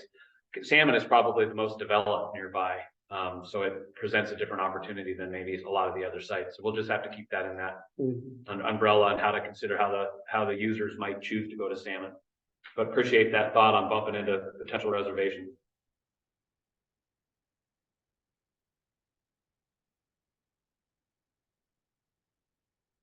So some other questions here. Just by using a reservation system, you are eliminating some people already. What will keep your website from crashing like every other government website when these tickets are released, when we do the drawing? And then could we put up a temporary barrier of some kind to stop people from parking weeks in advance? I'm not sure. Second question first. I think that there's a lot of restrictions and rules about how they put barriers up. The highway department did talk about putting up a sign, a reader board, in addition to other signage along the fence posts and other things that we can do. I don't think they're going to want to put a barrier up because that then creates a hazard, but they do intend to communicate that there will be no right-of-way parking in that whole stretch. The reservation system and crashing, was that the other question? Was that the previous question? Yeah. So depending on which way we look at that, I've had conversations both with our information technology staff as well as our special licensing folks about how we would actually administer the draw. And there are multiple parts to that process. And the first step is getting people's information submitted. The second step is then, if we do a draw, the second step is then separate from the entry portal for the public. So it's really just a matter of collecting people's names up to the point. Then we can manage the draw separately and notify the public where they got their spot in the queue if we do a draw. If we do a first come, first serve, there is the potential for a high volume of traffic on that first day. But given that the historical use of the Blackfoot-Clearwater, we've never topped over maybe 500 visitors. I'm not sure that we've ever gone over actually maybe 500 folks. We have draw systems now that accommodate more than 500 people on a day. Other systems where people submit information. I don't think we would see the lights dim and crash the system with interested parties on that day. But I've got a note to check with IT if we choose to do a first come, first serve, how to make sure the system's well prepared to manage the interest. Yeah, I think when we see those systems crash on campground reservations and things like that, where it literally is a first come, first serve situation, you're talking about thousands and thousands of people trying to reserve at one time, not hundreds. It's literally tens of thousands in some cases. So if you were supposedly to do the first come, first serve or the draw, what are your opinions on just shutting down the whole west side of any traffic. Opening up that entrance right there. Yeah, We had so the that question that we conversation. got was if we're considering the possibility of going to a draw or a first come, first serve either, and we queue everybody up, what about the possibility of requiring everybody to be in that queue up and managing the entire entrance that way? And what we bumped into is there's a certain amount of volume of use that we think we can accommodate without queuing them up at all. So there's a certain amount of walk-in traffic that's already going to handle themselves without any additional work. The other thing that we bumped into, going down a rabbit trail here for a minute, is the enforceability of putting a fence around the entire Blackfoot-Clearwater game range, be it whether staffed or otherwise, for somebody to be able to pull over on the side of the road and walk in. And we just felt like as much of that kind of traffic as we can accommodate, we can manage this by keeping a gate closed on the west side and asking people to queue up on the east. So all we're really trying to do is just manage those who choose to come in by vehicle. And as luck would have it, they're the primary reason that we have safety issues on the west side. So we're predominantly addressing a certain user through those who choose to come in by vehicle. That's our current approach. The rabbit trail we went down for a little bit was the possibility that we try to manage horse use and horse folks and others all from that east side, and just bumped into the sheer likelihood that somebody even try to enter that east side by horse, if whether they want to be on that west side, is whether or not we're going to create a fairness issue that if you want to come in by foot, you want to come in by horse, or you want to come in by vehicle, we're going to push this that every single person will only come in by vehicle, because that's the only way they're going to get to that far side first. And so we've eliminated going in by foot and going in by horse as being a historical thing that people really enjoy. So we thought, at least in this first approach, we preserve as much of that traditional use as we can and just try to accommodate the vehicle. But yeah, we've had a lot of conversations about that, and I don't know that we might not eventually land there as well, but we'll see how it goes, right?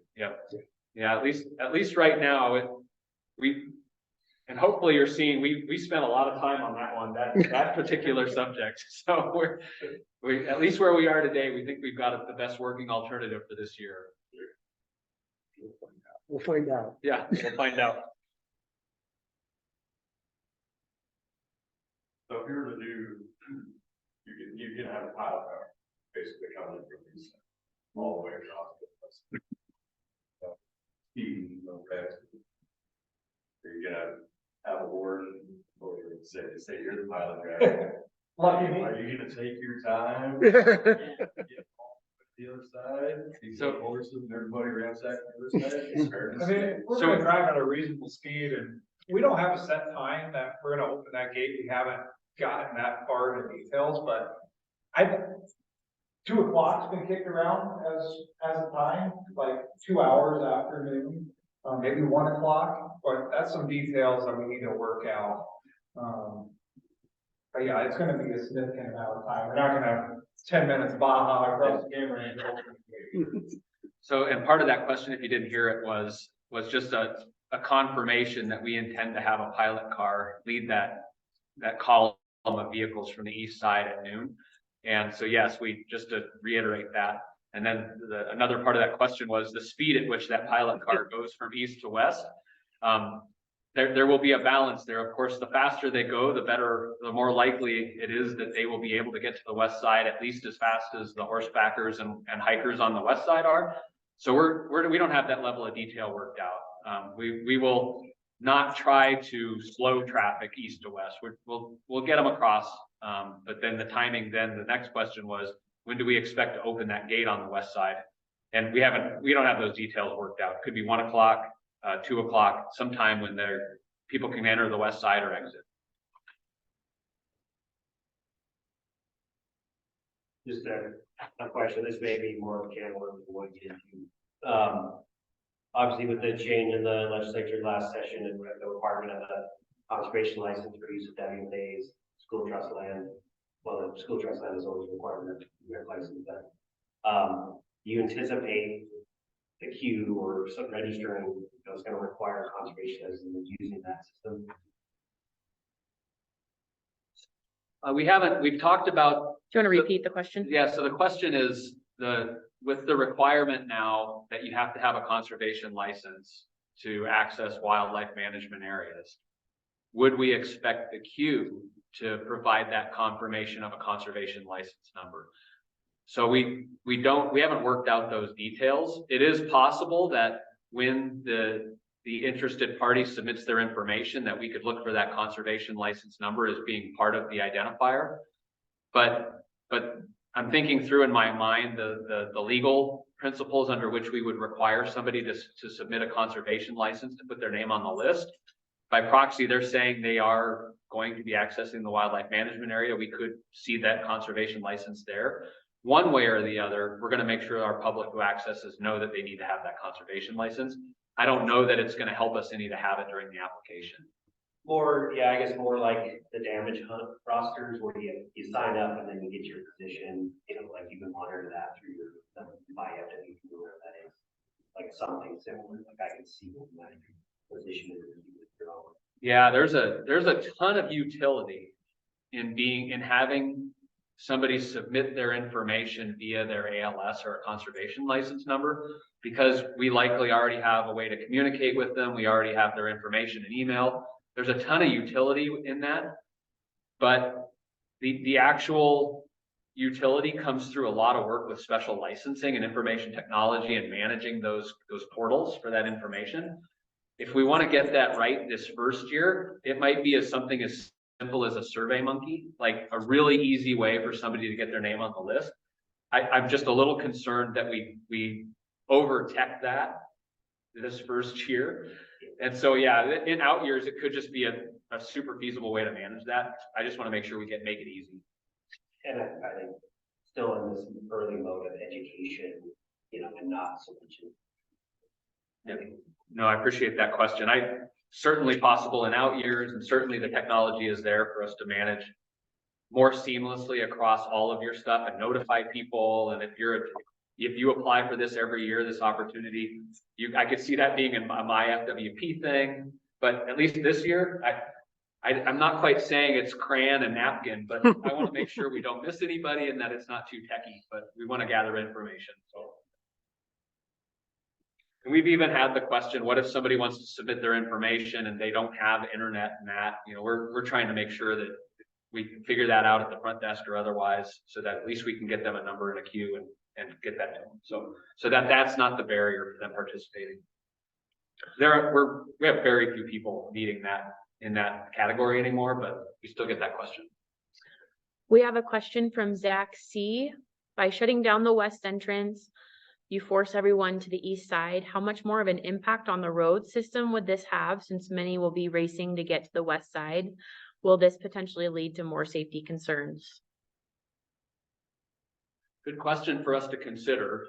When we were considering resource impacts about managing this at all, the one thing that we had going for us in the BC was that for every vehicle that enters that Blackfoot-Clearwater on the game range for the opener, they drive some portion of that road. Whether they drive all the way through or not, many of them do. Some of them go back and forth more than once. The sheer volume of traffic on that road as far as a resource impact pales in comparison to the amount of use that we see the rest of the summer. So it gets a lot of daily use all summer. We do have a little bit of thought about the potential for traffic and concern and safety. We believe by having a pilot car and guiding that column of vehicles east to west across in one direction, that we will see an improvement in safety than what we've seen in the past, and that vehicles could go either direction without any control of direction. We're not necessarily trying to be traffic control, but we would expect to see an increase in safety, at least for the first 2 hours.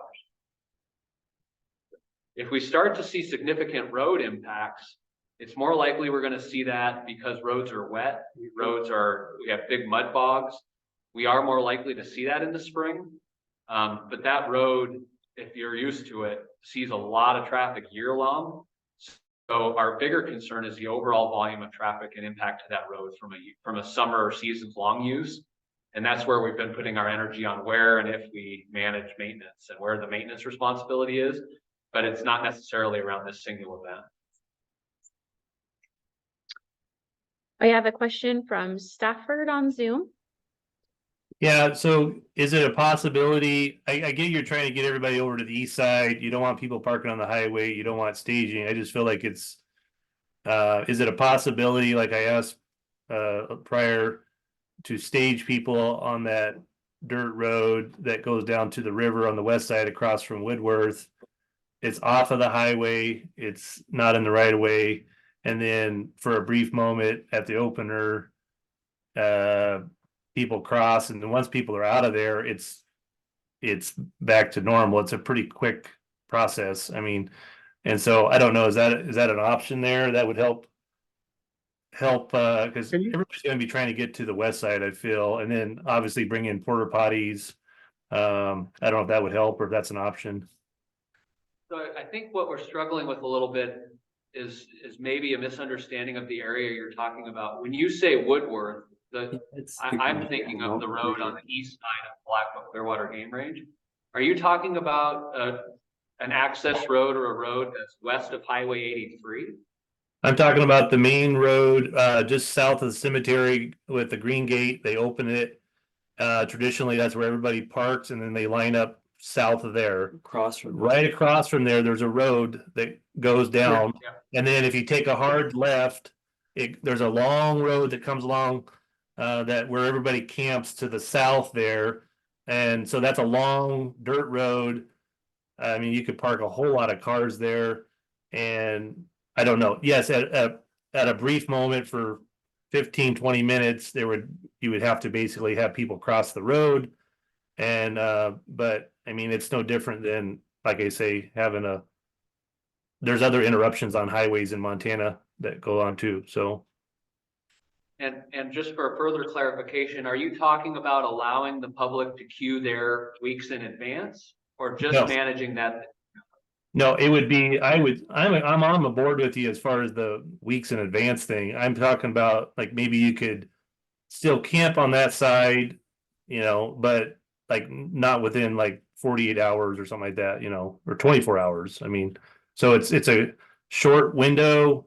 So you're not managing for a month, you're managing for a short amount of time, but it would open up. It would keep that west side available, and it would get people off of the highway.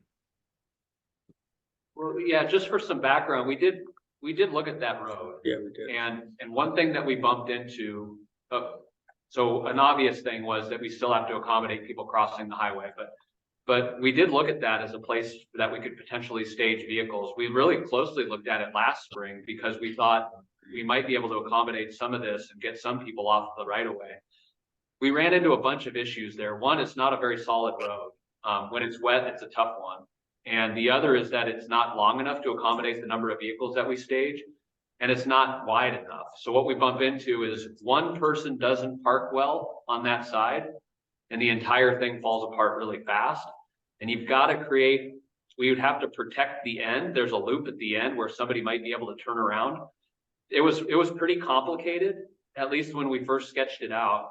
And it won't accommodate the volume of traffic that we see staging, or it certainly won't accommodate the traffic that we have the day of.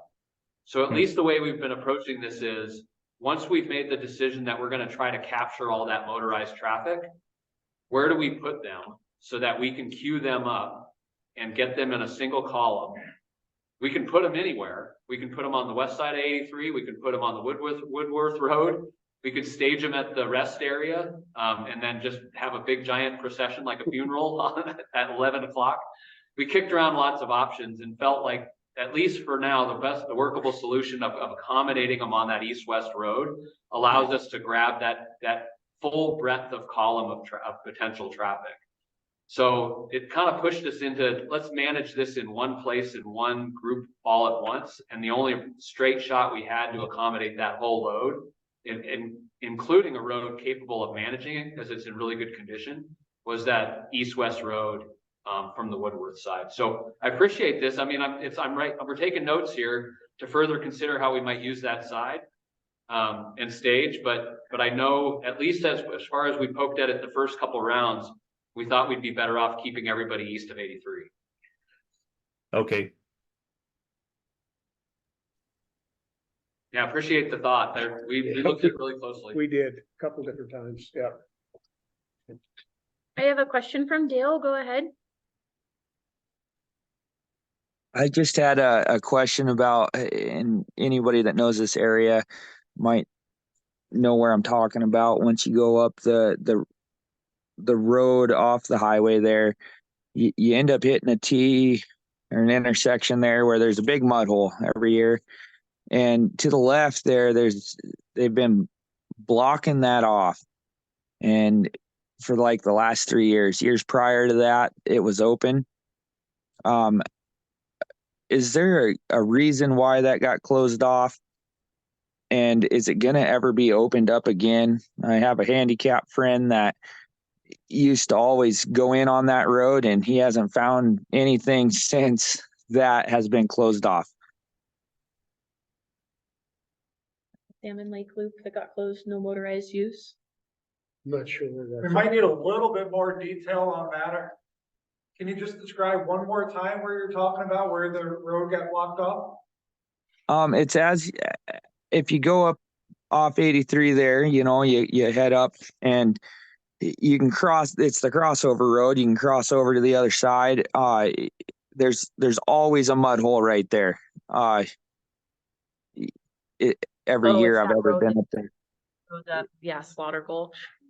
Yeah, yep. And if you go to, you can usually you used to be able to go to the left, and I think a tree fell across there the one year and nobody knew it, and it just bottlenecked everybody up right there. But ever since, it's been closed off and hasn't been opened for quite a few years. So you go into the main west gate there, you kind of go all the way through the open fields, and right when you break into the timber, there's a road off to the left. Is that where you're talking about? Yes, I believe so. Yeah, so we installed a gate there 2 or 3 years ago now, mainly because of resource damage. That road, once you go up there, is really rutted out, really muddy, really swampy. We had some vehicles actually get stuck back there in the past. So that road was no longer feasible for motorized traffic. What would it take to get that fixed up and running? What kind of finances do we need to raise in order to, open up more of the game range so we're not all bottlenecked up?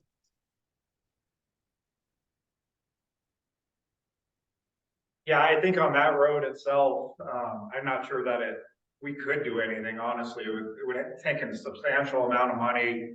There is no rock base or anything on that road. It's completely a mud bottom road. And at this point, it's getting overgrown. There's a bunch of trees and stuff down the further up that road you go. So it's pretty much closed for good. And again, Okay. it is a wildlife management area. This is set aside for wildlife management and, not so much eroded area. Right. No, I understand that, but we're allowing logging up in it while it's still closed and such. It seems that we should be able to access more of it, I guess, especially if we're going to be trying to figure out a way to get more people into the wildlife management area. Maybe we can open it up more, to where we're not all bottlenecked up, is all I'm suggesting. Maybe some crews that are willing to volunteer their time. I would be one of them. Okay, we can look into that a little bit more and see if there is something we could do on that road. Okay. Yeah, I'm just throwing it out there, not trying to cause problems, but trying to come up with some Thanks for your comment. solutions. Yeah, thank you, Dale. Yes, sir. You're welcome. I'm looking at our time. when we originally set this meeting, it was 6 to 8. And I just want to honor those who feel like they have to stay because the questions keep coming and they want to hear the conversation. So I only have 2 questions well, in Zoom right now. so I'm going to do our best to answer these final questions on Zoom and then double down on our invite that as you have questions or ideas, continue to submit those and look to that landing page online. But let's see what these last 2 questions offer us. So I have a question from the Puryear family, where the road splits on the east side. When we're talking about pilot cars, would we then have 2 pilot cars so there's not a race to go up the loop road? Yeah. Good question. I don't think we've gotten to that fine level of detail, but I appreciate you bringing that up. And that is something we would consider, certainly. Yeah. Had that talk. Yeah, and then our final question is, I have reported poaching on the Blackfoot game range in the past, but told there really wasn't anything that could be done about it.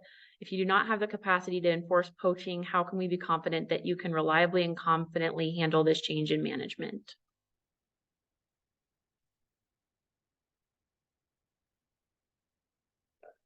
I'm looking, this is Randy, I'm looking to our warden captain to respond to the question about poaching. I'm not sure. I'd be surprised if that was exactly what was responded on the report of poaching. If that was the case that we weren't able to respond, I'm not sure that there's always more detail to that. As far as our capacity for managing this event, we are committed to doing this well. For us, it's a little easier to manage a singular day event and staffing that well. But this is going to require a lot of effort on our part and a considerable amount of our staff. And so we didn't undertake this lightly. I've made a commitment to making this go as best we can.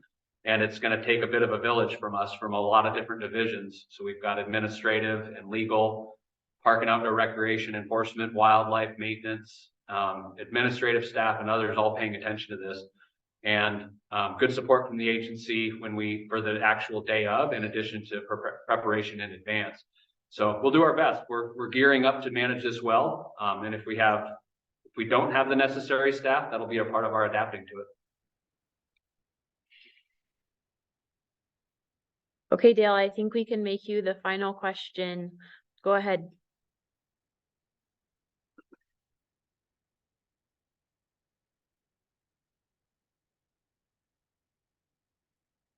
Unless you raised your hand on accident, which is sometimes the case. We've all done that. All right, if there are no other questions on Zoom. Yeah, I just want to tell everybody thanks again. Thanks for showing up, for those in Sealy and those online and those here in Missoula. This was everything I was hoping it would be, a chance for us to describe what we had in mind, hear from those of you who actually go and attend this event and your real firsthand information of how Jackson's running, in addition to your experience on the Blackfoot-Clearwater, was everything I was hoping to get. So very much appreciate your attendance tonight. Look to hear from us on our strategy when we release that, and have our landing page set up, and then let us know if you have other questions or comments along the way. Very much appreciate your attendance tonight. Thank you. Yeah, thank you guys. We appreciate you too.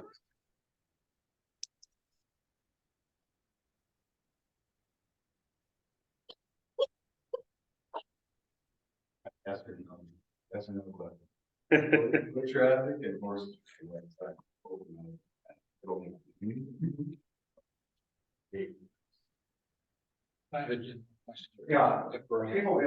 Thank you guys. That was good. Yeah, thank you for coming. You guys have a good night. Okay, appreciate it. Bye-bye.